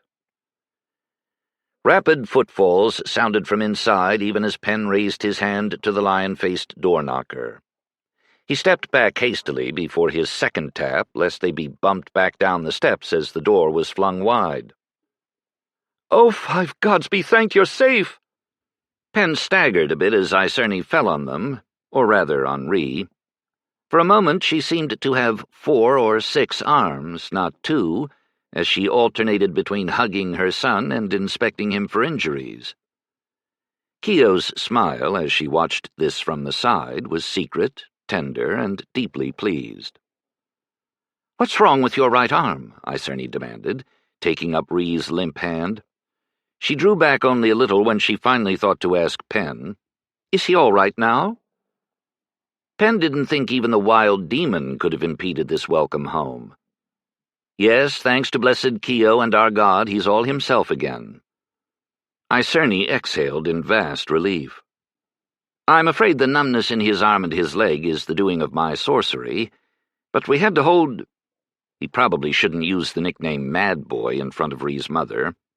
"The demon down for the saint to do her work, and it was, of course, resisting us." "But what?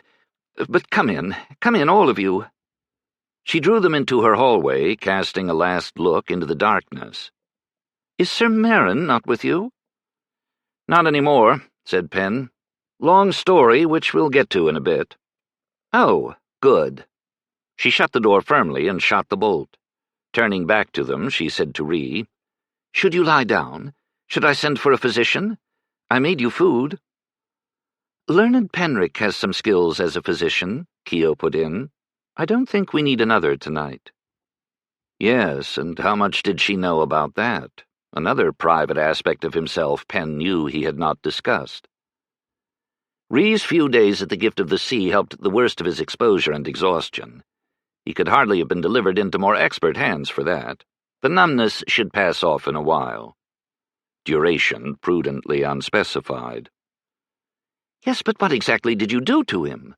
Icerne's scowl was more puzzled than angry, fortunately. "Let's just say that learning sorceress healing also teaches everything one could want to know about sorceress hurting," said Penn. "Two sides of one coin." Which was why sorcerer-physicians were the rarest and most closely overseen of temple servants. Penn was relieved when Icerne did not follow up with more questions, dismissing Penn and his late craft in favor of her more immediate concerns. "Food would be good," said Ree. "And sitting. Then lie down. I'm so tired. But, oh, Mother, I have so much to tell you. It was all such madness, and I'm still reeling." In truth, as he hung on his rescuer's shoulder, but only the physical part of that was Penn's doing. "Is Father back yet?" "Not till next week, but I may hurry him with a note." "Good. There are things he'll need to know, and Uncle Negus, too." "I have a meal laid out in the dining room. Please join us, learned, blessed." Her attempt to curtsy and beckon them on simultaneously resulted in a sort of hand-waving bob. Penn helped the halting Ree through the indicated archway off the entry hall. His left leg was getting more movement now. Good. Keogh set the spent lantern and their masks on a side table and followed. Icerne had not been jesting. Enough fare for 10 people was scattered across the Richelon family's dining table. The array was very miscellaneous, everything an invading army of one woman could possibly forage from a kitchen after midnight when she could not rest. Ends of cold meat, cheeses, fruit and dried fruit, boiled eggs, cabbage salad, nuts, fresh-baked bread and cakes, custards, jam tarts, restoring herb tea, wines, and water. "So much food," muttered Penn. "How many people was she expecting?" "I believe it was a prayer," Keo murmured from his other side. "Aye," Des agreed. As Pen helped Ree into a chair, Icerny scurried to fetch a hand basin and towel, which, along with a sliver of fine white soap, she presented first to Keo, then Pen, then her son. Keo, who'd seated herself on Ree's right, helped his half-working hands with the wash-up. Ree lifted his good hand toward the darkening bruise on her cheek. "Did I do that? I'm so sorry, blessed Keo." She didn't flinch. Shrugging off his apology, she said, "I know it wasn't really you. Anyway, it was Maren's fault for shoving me at you like that. He should have been praying, not cursing." Icerny seized the chair on Ree's other side, leaving Pen to take the place across. "What's this tale?" Ree's and Keo's tumbling joint account of the confrontation in the warehouse was understandably both garbled and horrifying, Ree's part not least because, famished, he kept trying to talk with his mouth full. Clarity was not much improved by them working backward, leapfrog fashion, from each of their vantages through the chaotic events of the evening leading up to it. Pen judged Ree was severely editing his hectic experiences spent under his ascendant demon for his mother's ears. He did awkwardly confess about the fellow he'd robbed for the clothing he still wore, drawing in Penrick to give what he hoped were soothing reassurances. "Wait," said Icerny, holding up her hands. "Go back to the beginning. You're saying Maren threw you from your ship? It wasn't an accident?" Her teeth set as Ree disgorged a longer tale of his accusation of Maren and how it had come about, with a lot of names and details of merchant accounts and accounting that Pen did not follow, but Icerny evidently did. It was clear Ree was regaining his wits, if not his composure. "Embezzling? Well, I'm not surprised," she said. "You're not? I was blindsided," said Ree.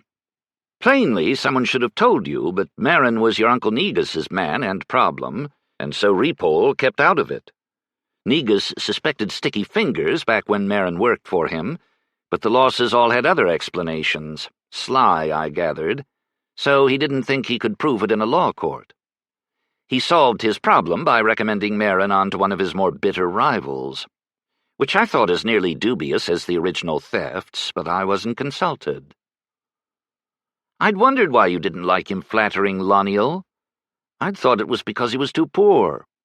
She sniffed. "Repole was that poor when we first married, and a difficult time we had of it, but he met our challenges by working harder, not by wasting all his cleverness taking dishonest shortcuts."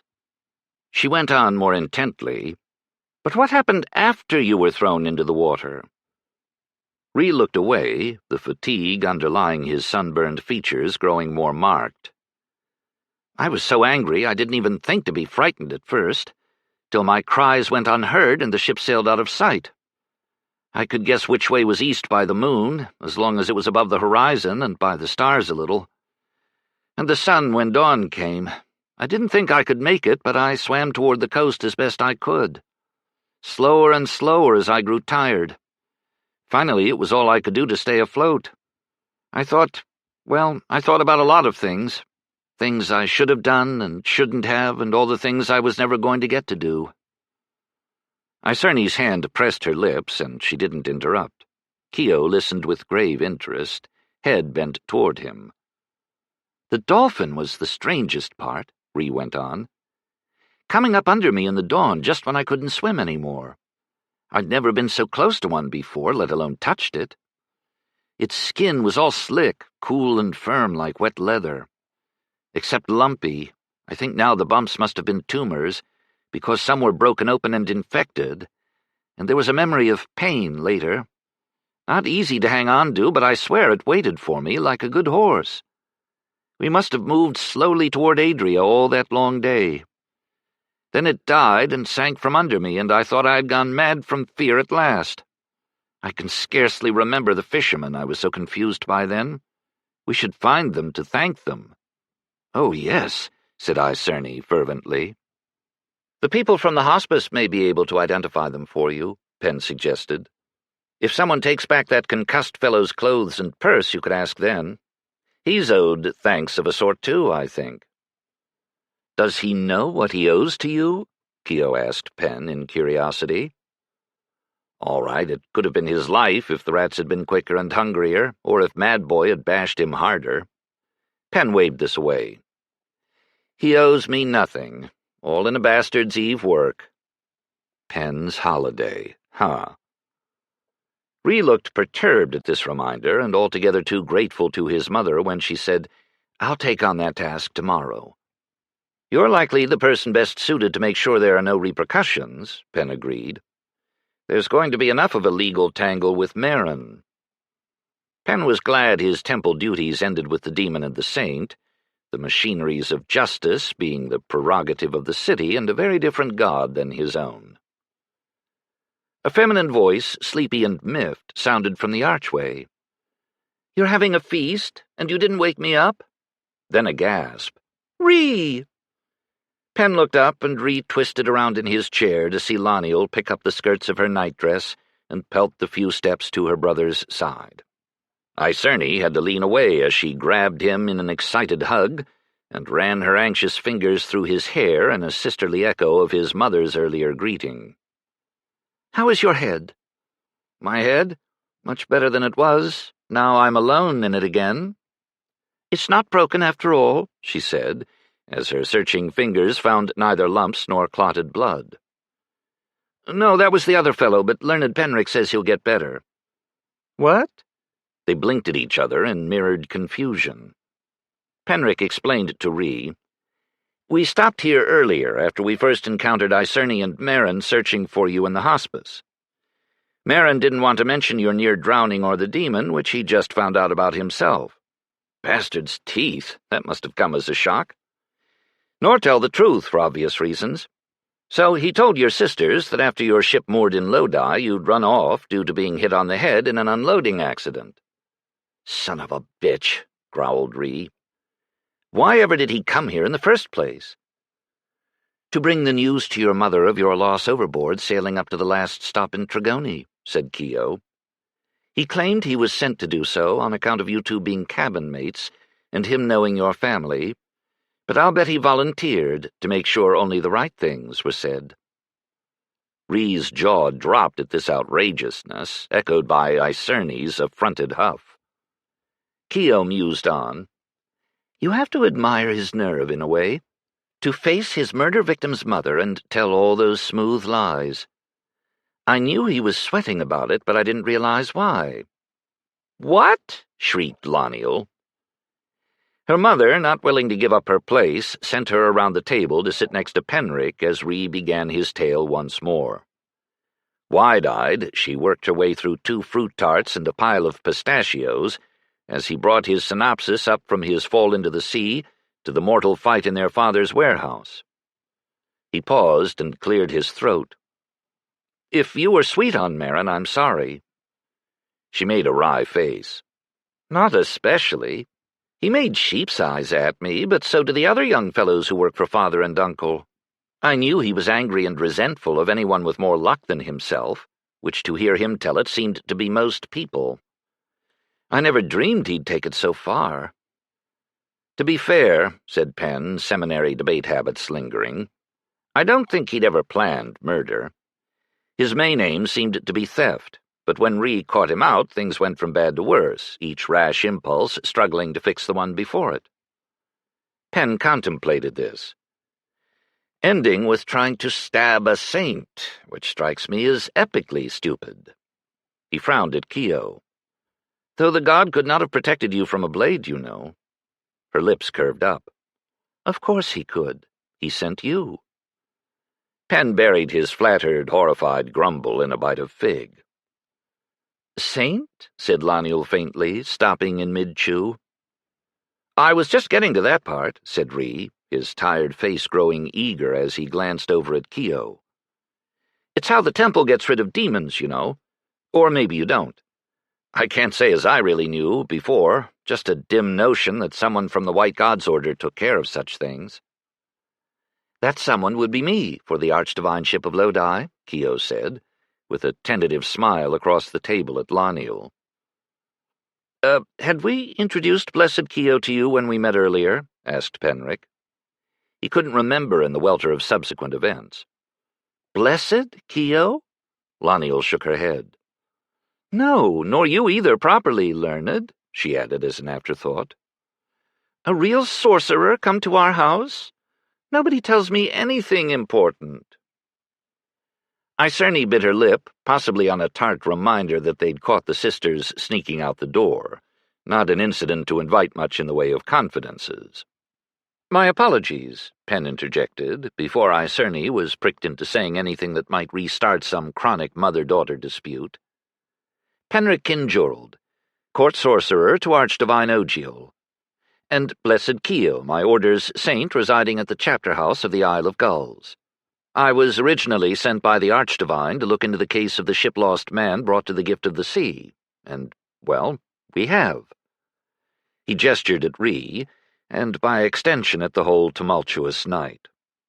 Loniel, her brows scrunching, asked her brother, "What was it like, having a demon?" An eye flick at Penn as she realized another demon must be sitting next to her. She didn't quite edge away. Ree made a helpless hand wave. "A horrible fever dream that went on, and I couldn't wake up from it. Memories that weren't mine running through my head. Some terrible, strangling and being strangled all atop. Gods, that Ragnari man was more awful than Marin. Some just strange. Moving through the water, weightless and joyful and powerful. Crunching down all those wriggling live fish. Ugh. My body walking around Lodi on its own, and I could only watch as it did things I didn't choose. I got all the bruises and hunger just the same. When the god came and took it away, I can't—" His voice died. Keo, listening, smiled quietly at that. He shifted to face her. "You do this over and over? The god comes to you each time?" She tilted her head. "Whenever the Order brings me another elemental. It's an unsteady supply, but maybe 4 to 6 a year. That experience must do things to you, as it just had to Ree." She considered this in kindly seriousness. "The god enlarges my world?" Or her soul, Penn suspected. And she confronted this vastness 6 times a year? 1 direct encounter, 2 now, with his god in Penn's lifetime had been overwhelming enough. "How can you bear it? That demon was so dreadful." "That one was very, very bad," she agreed with a sigh. "With new elementals caught early, it's more like killing chickens. Uncanny chickens, but still. An unpleasant task I try to make as mercifully quick as possible." Which meant the one in the warehouse had felt more like hanging a human? Keo did not point this up, so neither did Penn. "Will you always be a saint?" asked Ree. "I am at the god's disposal, not him at mine. Any time could be the last, I expect." Penn offered, "I believe the Saint of Idau has served the region around Martinsbridge for over 30 years. He's quite aged now, but he's still at it as far as I know." Blessed Broylin's calling must have come upon him in midlife, Penn realized. That had to be a story, and he regretted not collecting it. But indeed, sorcerers did not linger around saints to socialize. Loniel asked, "Will the Bastard's Order always keep you on the Isle of Gulls? Like a princess in a tower?" A more gratifying comparison than a prisoner in a dungeon, Penn supposed. Keo was surprised into a laugh. "I'm sure learned Riesta, my chapter house supervisor, wishes he could. But I'm devotee to the Bastard, not to the Daughter of Spring. I have no religious duty to withdraw from the world. I can have whatever life I can arrange. You said Broylin was a baker, Penric? I wonder whatever happened to that dressmaker. Now I'm not a child, I stay on Gulls mainly because I can't afford to take myself elsewhere." She grew thoughtful. "Does Riesta keep me poor on purpose for that?" "I could not speculate," said Penn, deciding to be diplomatic. "Maybe it's just his frugal habit," she said tolerantly. The orphanage always has too many mouths to feed. Can saints marry? Asked Loniel. Pen approved her avid curiosity, if not her bluntness. Icerne, alive to the hazards of both, and perhaps to spare Keo awkwardness, answered this one. I've met 2 petty saints, judges in the Father's order, who are married, to each other, which must make for peculiar bed talk, and 1 Saint Acolyte in the Mother's, whom I encountered when I helped draw up her will some years ago. So yes, about as commonly as other people, I imagine. Oh, I was wondering, because of the Bastard's order, that maybe it wasn't done over there on account of some, courtesy to the god. Yes, people in our order do marry. Penrick cleared his throat. Sorcerers, maybe less often. I'm given to understand our demons make us difficult as spouses. 5 of Desdemona's, that is, my demons, prior riders, managed somehow, though. All of them were wed before they became sorceresses, come to think, but never 2 mages to each other. 2 chaos demons in one household would be, how to put this, an oversupply of chaos in one place. Or even 2 chaos demons in one palace, which was how he came to be booted out of Martinsbridge. What about a sorcerer and a saint? Loniel went on irrepressibly. Pen estimated she was of the age when marriage loomed as her next great life passage, hence this alarming focus. Her mother rolled her eyes, reproving. Loniel? No, Des answered aloud firmly before Pen could speak again. Oh, too bad. Her gaze flicked at her brother as she continued to serenely demolish her pear. So may a sorcerer and a saint be friends? Across a table seems all right, Des allowed, sounding bemused at the discovery. In the same bed would be much too close. Well, quite. So, you would be, allowed visitors, Blessed Keo? Said Ree in a tentative tone. At your chapter house? Keo lifted one slim shoulder. If any ever came out to Gulls, she added to Loniel. We don't actually have any towers at the orphanage. It might be fun to live in one, if not as a prisoner. There'd be a handsome view of the basin and the city, much better than the girls' dormitory, though they gave me my own room in the chapter house after my calling came upon me. They needed the dormer bed for the next orphan, I expect. Loniel's eyes brightened, and she gestured urgently with her pear-core. Could we come and visit you? Ree's startled glance shifted to his sister. What a good idea! Des, watching the play, started to silently laugh. Well, there's a sister who's just earned herself some brotherly love. What? Do keep up, Pen. Icerne said judiciously, We could all go out. Repole will certainly want to meet and thank Blessed Keo when he returns. Loniel perked up at this offered treat. Ree cast his mother a grateful look. Is Icerne keeping up too? Oh, I think so. Icerne bestowed a benign smile upon the saint. Upon the unmarried young woman? Both? Be warned, said Keo. Learned Riesta will ask you for donations to the orphanage. He always does, no matter who comes, from the Archdivine down to the boatman. Then we'll be in good company, said Icerne, undeterred. Loniel bounced in her chair. Ooh, yes, let's all make a day of it when Papa gets back. You'd be very welcome, said Keo. Her expression warmed as it dawned on her that Icerne's offer was not just a social fib, made to be polite, and as lightly forgotten, but a real promise. All of you. In the tug between admiring Keo and falling face first into his plate, Ree's plate was starting to win. They'd all eaten till they couldn't hold more, both Loniel and Keo demonstrating impressive capacities. What food was left on the table would have to fend for itself, Pen thought muzzily. Ree wasn't the only one for whom the horizontal beckoned. A gray light leaked through the dining chamber's shutters, harbinger of the early midsummer dawn. I should escort Blessed Keo back to Gulls, Pen announced to the air generally. And wasn't that going to be awkward at this late hour? He briefly pictured dropping the disheveled girl off at the chapter house boat landing like a package and fleeing back across the water, but no, that would be cowardly. The saint had set a daunting example of courage and nerve tonight, so Penn needed to hold up the honor of sorcerers, or whatever. For the Order and the White God, he imagined declaiming, except that he was fairly certain his god would just laugh at him. Oh, yes, of course. Icerne, too, had to pull herself away from a fascinated study of her young guest. It's so late it's become early.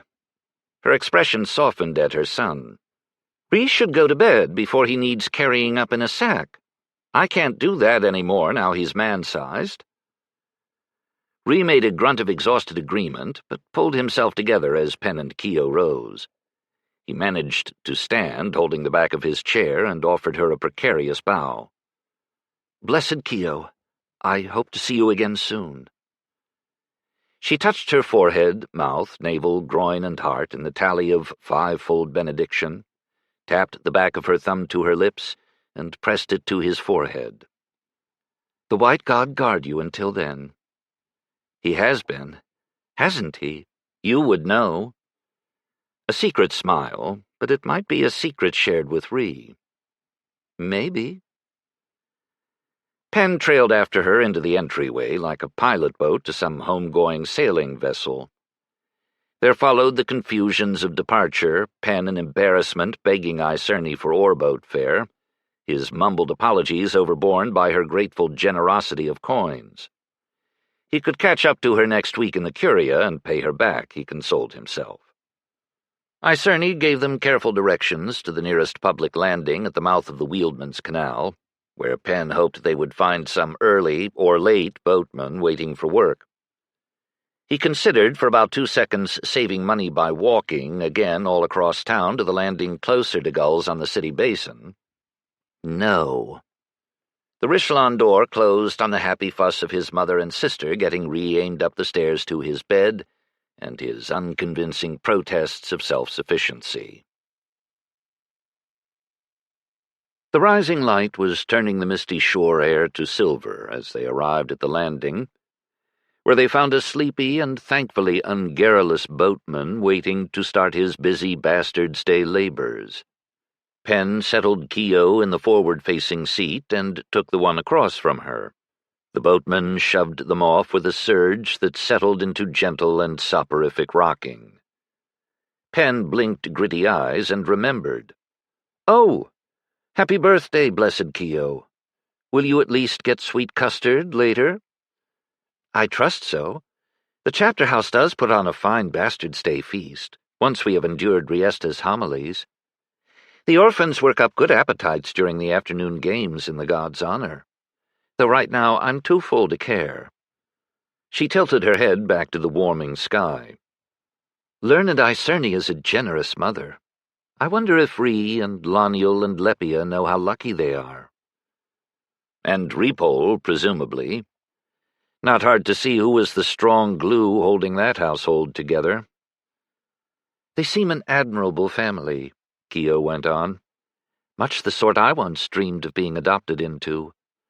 I'm too old for that now. That telling I don't care one-shoulder shrug again. It's a family at a late stage, Penn observed idly. You're seeing the results of many years of labors, not the labor itself. I grew up in a largish family myself, but as the last-born, I never saw the beginnings either. We children mostly couldn't wait to get away toward the end. Penn's older brother Drovo, disastrously, into a mercenary company. His sisters more naturally passing into marriage, nothing fatal there yet. The eldest, Rolsh, stuck forever at the core, though as Baron he presumably had compensations pleasing to him.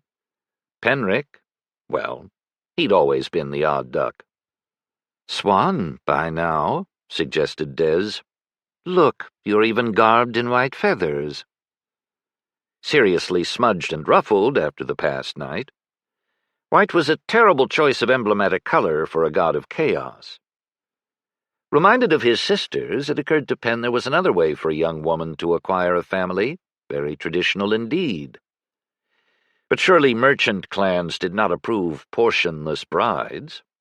The richer orphanages did sometimes bestow modest dowries upon their girls, he'd heard, though more often the houses were pressed just to come up with apprenticeship fees. It might be unkind to put such a notion into Keogh's head. He offered instead, "The Princess Archdivine once quipped to me that our friends are what the gods give us to make up for our families." In one of their more wine-mellowed late-night chats, though he suspected the Hallow Kings of the Weald experienced family on a whole different level. "Not that different," said Des. "And how did she know?" Keogh, at least, smiled at Penn's imported joke. Her orphan state wasn't a problem he could fix by any sorcery of his. That was a task for their god's hand, perhaps, though one needed to be cautious in prayers to the bastard. "Oh, come," Des scoffed. "What makes you think his hand wasn't stirring this pot all night, and possibly before then? I don't think you need to say a word." Parsimony or opportunism? Why not both? "I'd bet on Ree myself. Young, energetic, grateful." "There's no tower to rescue this princess from," Penn pointed out. "The lad seems resourceful. He might build one just to rescue her from it." "Ha." Penn wished Keogh well in any case, whatever that well turned out to be. Keogh sat up and pointed out across the glinting waters. "Oh, look! The boats are starting to come in for the Bastard's Day procession." Penn followed her line. Either a big oar-boat or a small galley, 5 oars on a side, sculled along, overtaking them. It was painted or freshly repainted in white with scrolling decorations of silver, or more likely tin feigning silver, festooned with garlands and flowers, pennants flirting with the air. "That's the boat from the Glass Island chapter house," Keogh identified it. She waved wildly at its occupants, who waved back. A grinning woman at the rail, taking in Penn's vestments, tossed them a shouted blessing and a circlet of white flowers, which fell short and landed in the water. Keogh made their boatman swerve aside. Penn grabbed the thwart as their boat wobbled when she leaned over to pluck it out and shake it off. She plopped it atop her head, where it sat askew. "Are there orphan boats from Glass Island, too?" Penn asked, looking around for such. The decorated flotilla of small vessels following the chapter-house craft seemed to be a miscellaneous lot, but children were only thinly scattered among their passengers. "No, Glass doesn't have an orphanage." "I never thought to ask. Are you supposed to be in the procession today?" As an honored saint now, not displayed as hopeful human wares. If so, Penn was going to be delivering her late for it. Oops. No. The 5 orders here tend to keep all their saints very private. The fathers and the mothers' people I know, so that they won't get pestered to distraction by supplicants. My task is too specialized to draw supplicants, except those who really need me, who are generally guided in." Her grin flickered. "Like you." Penn wasn't sure but what blundered might be a better term than guided for his bastard's eve. "You have fine weather for the procession this morning," Penn allowed. The lagoon's soft air felt good on his face, though by noon they'd all be seeking shade. "It's usually so at midsummer," the boatman put in, the first he'd interrupted. Though he had been inescapably listening, slow to wake up maybe, Penn sympathized. But everyone was allowed to comment on the weather everywhere, as far as Penn had observed. "Sometimes there's wind. The equinoxes are more chancy. I row for the Father's procession at winter solstice. Chilly and properly somber if there's mist. Your hands get chapped." He nodded, and, evidently satisfied to have said his piece, went back to his rhythmic sweeping. 5 gods, 5 major festivals. The Bastard's Day always taking over Mother's midsummer in Quintarian lands. The 3 other holy days that fell exactly between the solstices and equinoxes found alternate excuses for their celebrations. "The Quadrines tuck our god's intercalary day in at Father's midwinter," Des remarked, "because they imagine it keeps him under better control. It's considered a day of ill luck for fasting and prayer, where no one goes out or starts any new enterprise.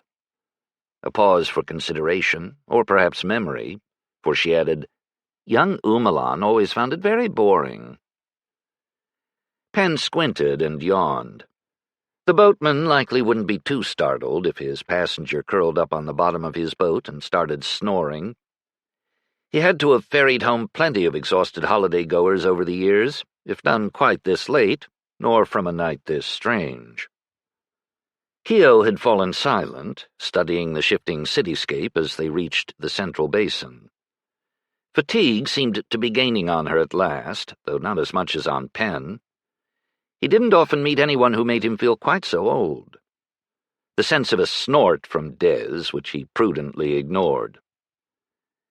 It occurred to Penn, watching Keo trail a meditative hand in the water, that there was one aspect of her night's saintly labors she had entirely talked around at the Richelon's table, and that his duty to her as a divine of their shared order extended beyond merely acting as her guardsman, even if she'd handed him back as much defending as he'd given to her, which was a trifle embarrassing.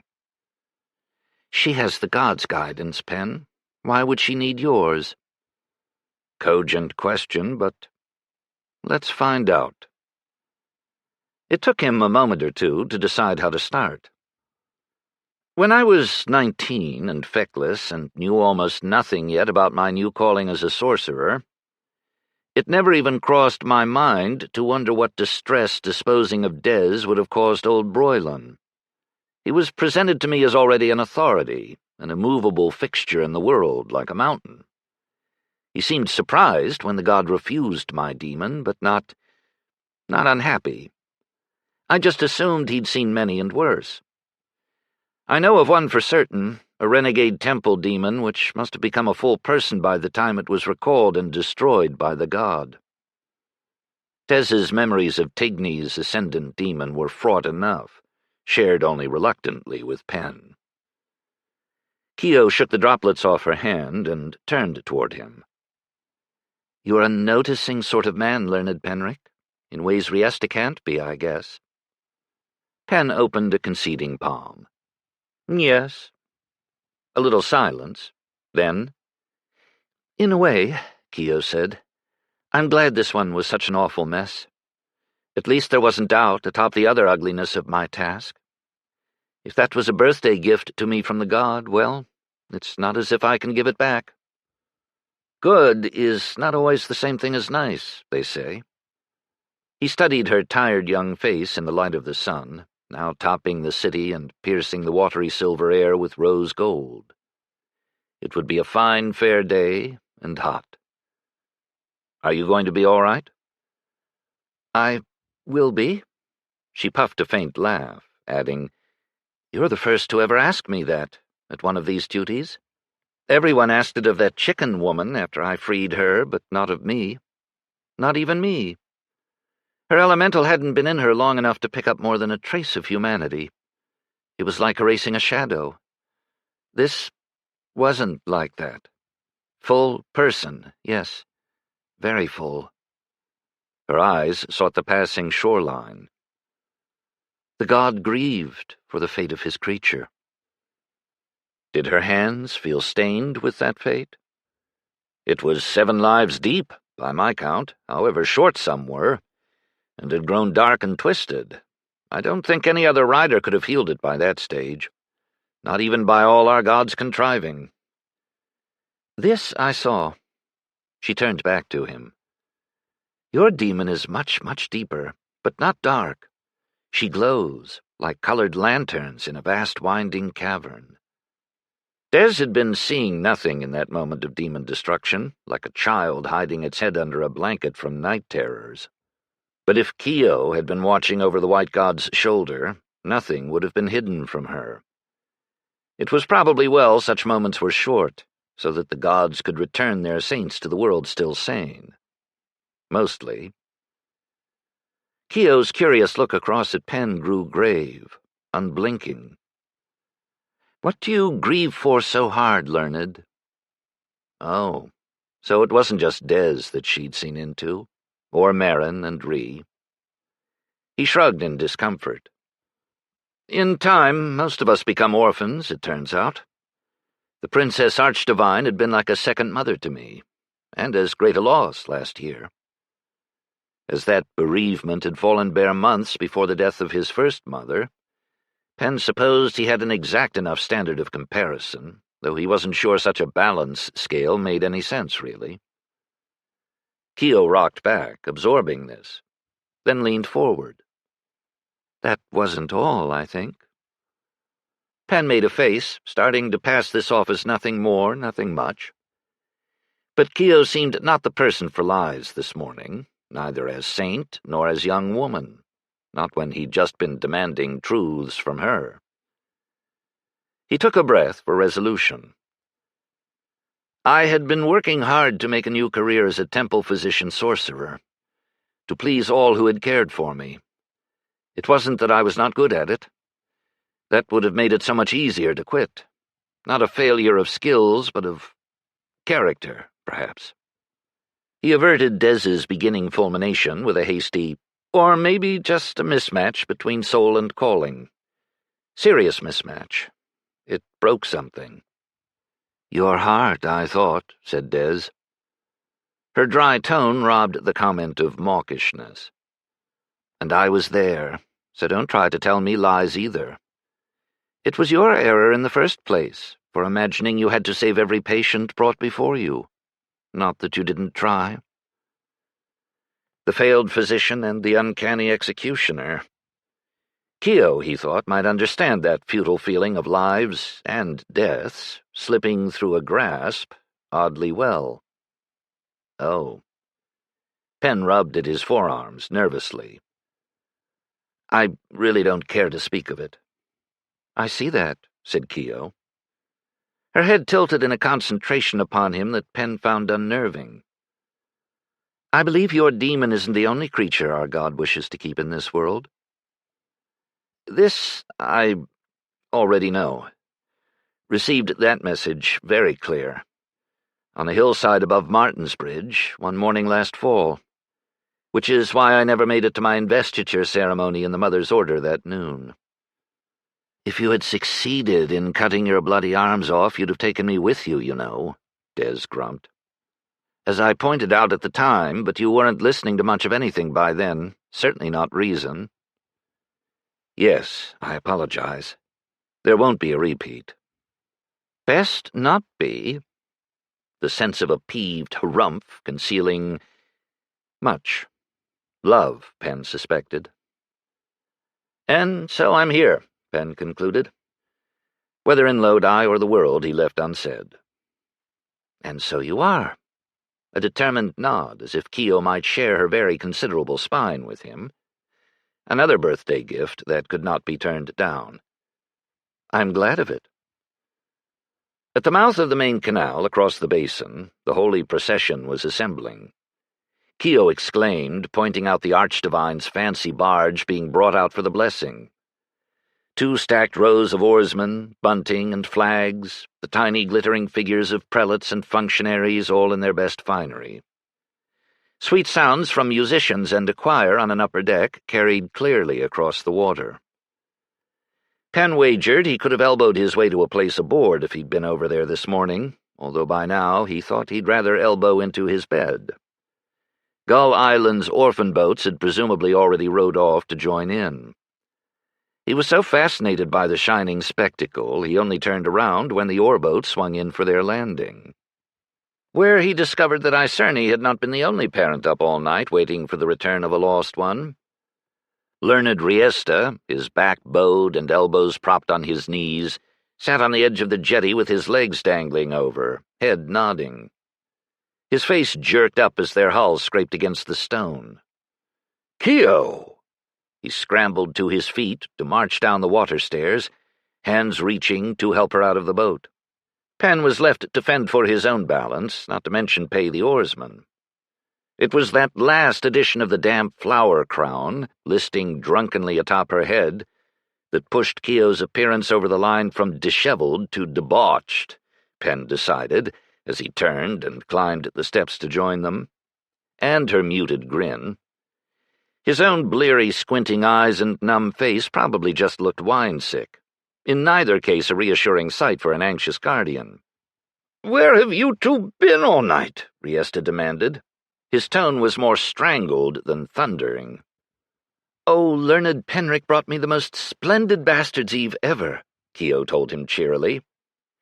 "We walked all over town to the market parties, ate festival food, tracked down the ascendant demon, rescued its rider, and captured a murderer. And I hear learned Penrick revived a robbery victim and reformed a cut-purse, though even the god wasn't entirely sure that last was going to stick." Her sly grin widened as she capped this with, "Also, I met a very nice boy together with his family." Was she teasing the poor man? And not for the first time, judging by his exasperated sigh. Keo. Penn was acquiring new insight into the relationship between the stodgy temple functionary and his saint, to be sure. He might have to reclassify Riesta from forbidding to beleaguered. It was revealing that he didn't even bother to tax Penrick on the alarming progression of the night's events, nor to generate the sorts of wild accusations of him that a girl missing all night might be expected to foster in a paternal mind, which Penn had been braced to counter. Nor did he offer the least hint that he deemed she could be lying to him despite her provoking summary. Interesting.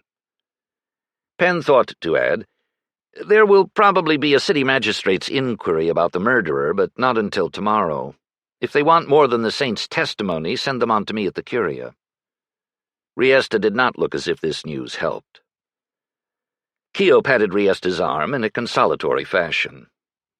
"I'll give you a proper report on the demon for the Order's files later, I promise. Right now I want a wash-up and a nap." "Well," he said, testiness overborne. "Well, see you do." Penrick walked beside them as they started up the path beside the access canal to the chapter house, feeling vaguely that as escort he was obliged to at least see the young lady to her door. Riesta eyed him sideways. "You survived, I see." He meant the question ironically, but Penn thought of how close Marin's knife had come. The nick on his arm had dried, the bloodstain on his sleeve could be treated later. He answered less ironically, "Barely, but it seems I had a good protector." Keo smirked, fiddling with the feathered mask dangling from her hand. "It was a miracle my whites avoided the canals all night," he added. Not that this had saved them. They would still require extensive laundry and repairs. Keo made a moo and stopped, the two men perforce with her. "You sound so disappointed, learned Penrick. Is there no one to uphold the reputation of Lodi and our Lord of Chaos? We should give the god an offering on his day. Hand me your mask." Penn did so, confused, or stupid with fatigue, whichever. She turned him to face her, adjusting his stance. He was just opening his mouth to inquire her meaning, when she placed both hands on his chest and gave him a vigorous shove, over the cut stone bank and into the waters, backward with a vast splash. His surprised yelp cut off with a gargle. Sputtering up through clinging weeds, he found his feet, to discover the water here was only chest-deep. "Des, why didn't you defend us?" "This has to be the cleanest canal we've passed all night. Besides, how is a mere demon to stand up to the will of a saint?" "You feigned demur badly, you know. Or else she was still smug over that vast lamplit cavern compliment, and had switched sides." "Never," she promised him. "Are you awake now? Invigorated? Cheered up?" Penn looked up to find Keo's laughing face and Riesta's resigned one leaning over the bank, the hands that had pushed him in now extended to help him out. And wasn't that a fitting metaphor for their god? Helplessly, he laughed back and took them. This concludes the reading of Masquerade in Lodi, a Penrick and Desdemona novella in the world of the Five Gods, by Lois McMaster Bujold. Copyright 2020 by Lois McMaster Bujold. This book was read by Grover Gardner. This unabridged recording was published by arrangement with Spectrum Literary Agency and was produced in 2021 by Blackstone Publishing, which holds the copyright. Neither this recording nor any portion of it may be reproduced or used for any purpose without prior written authorization from Blackstone Publishing. If you would like to obtain a monthly update telling you about new releases, call 1-800-SAY-BOOK. That's 1-800-729-2665. For a complete listing of our titles, visit our website at www.downpour.com. Thank you.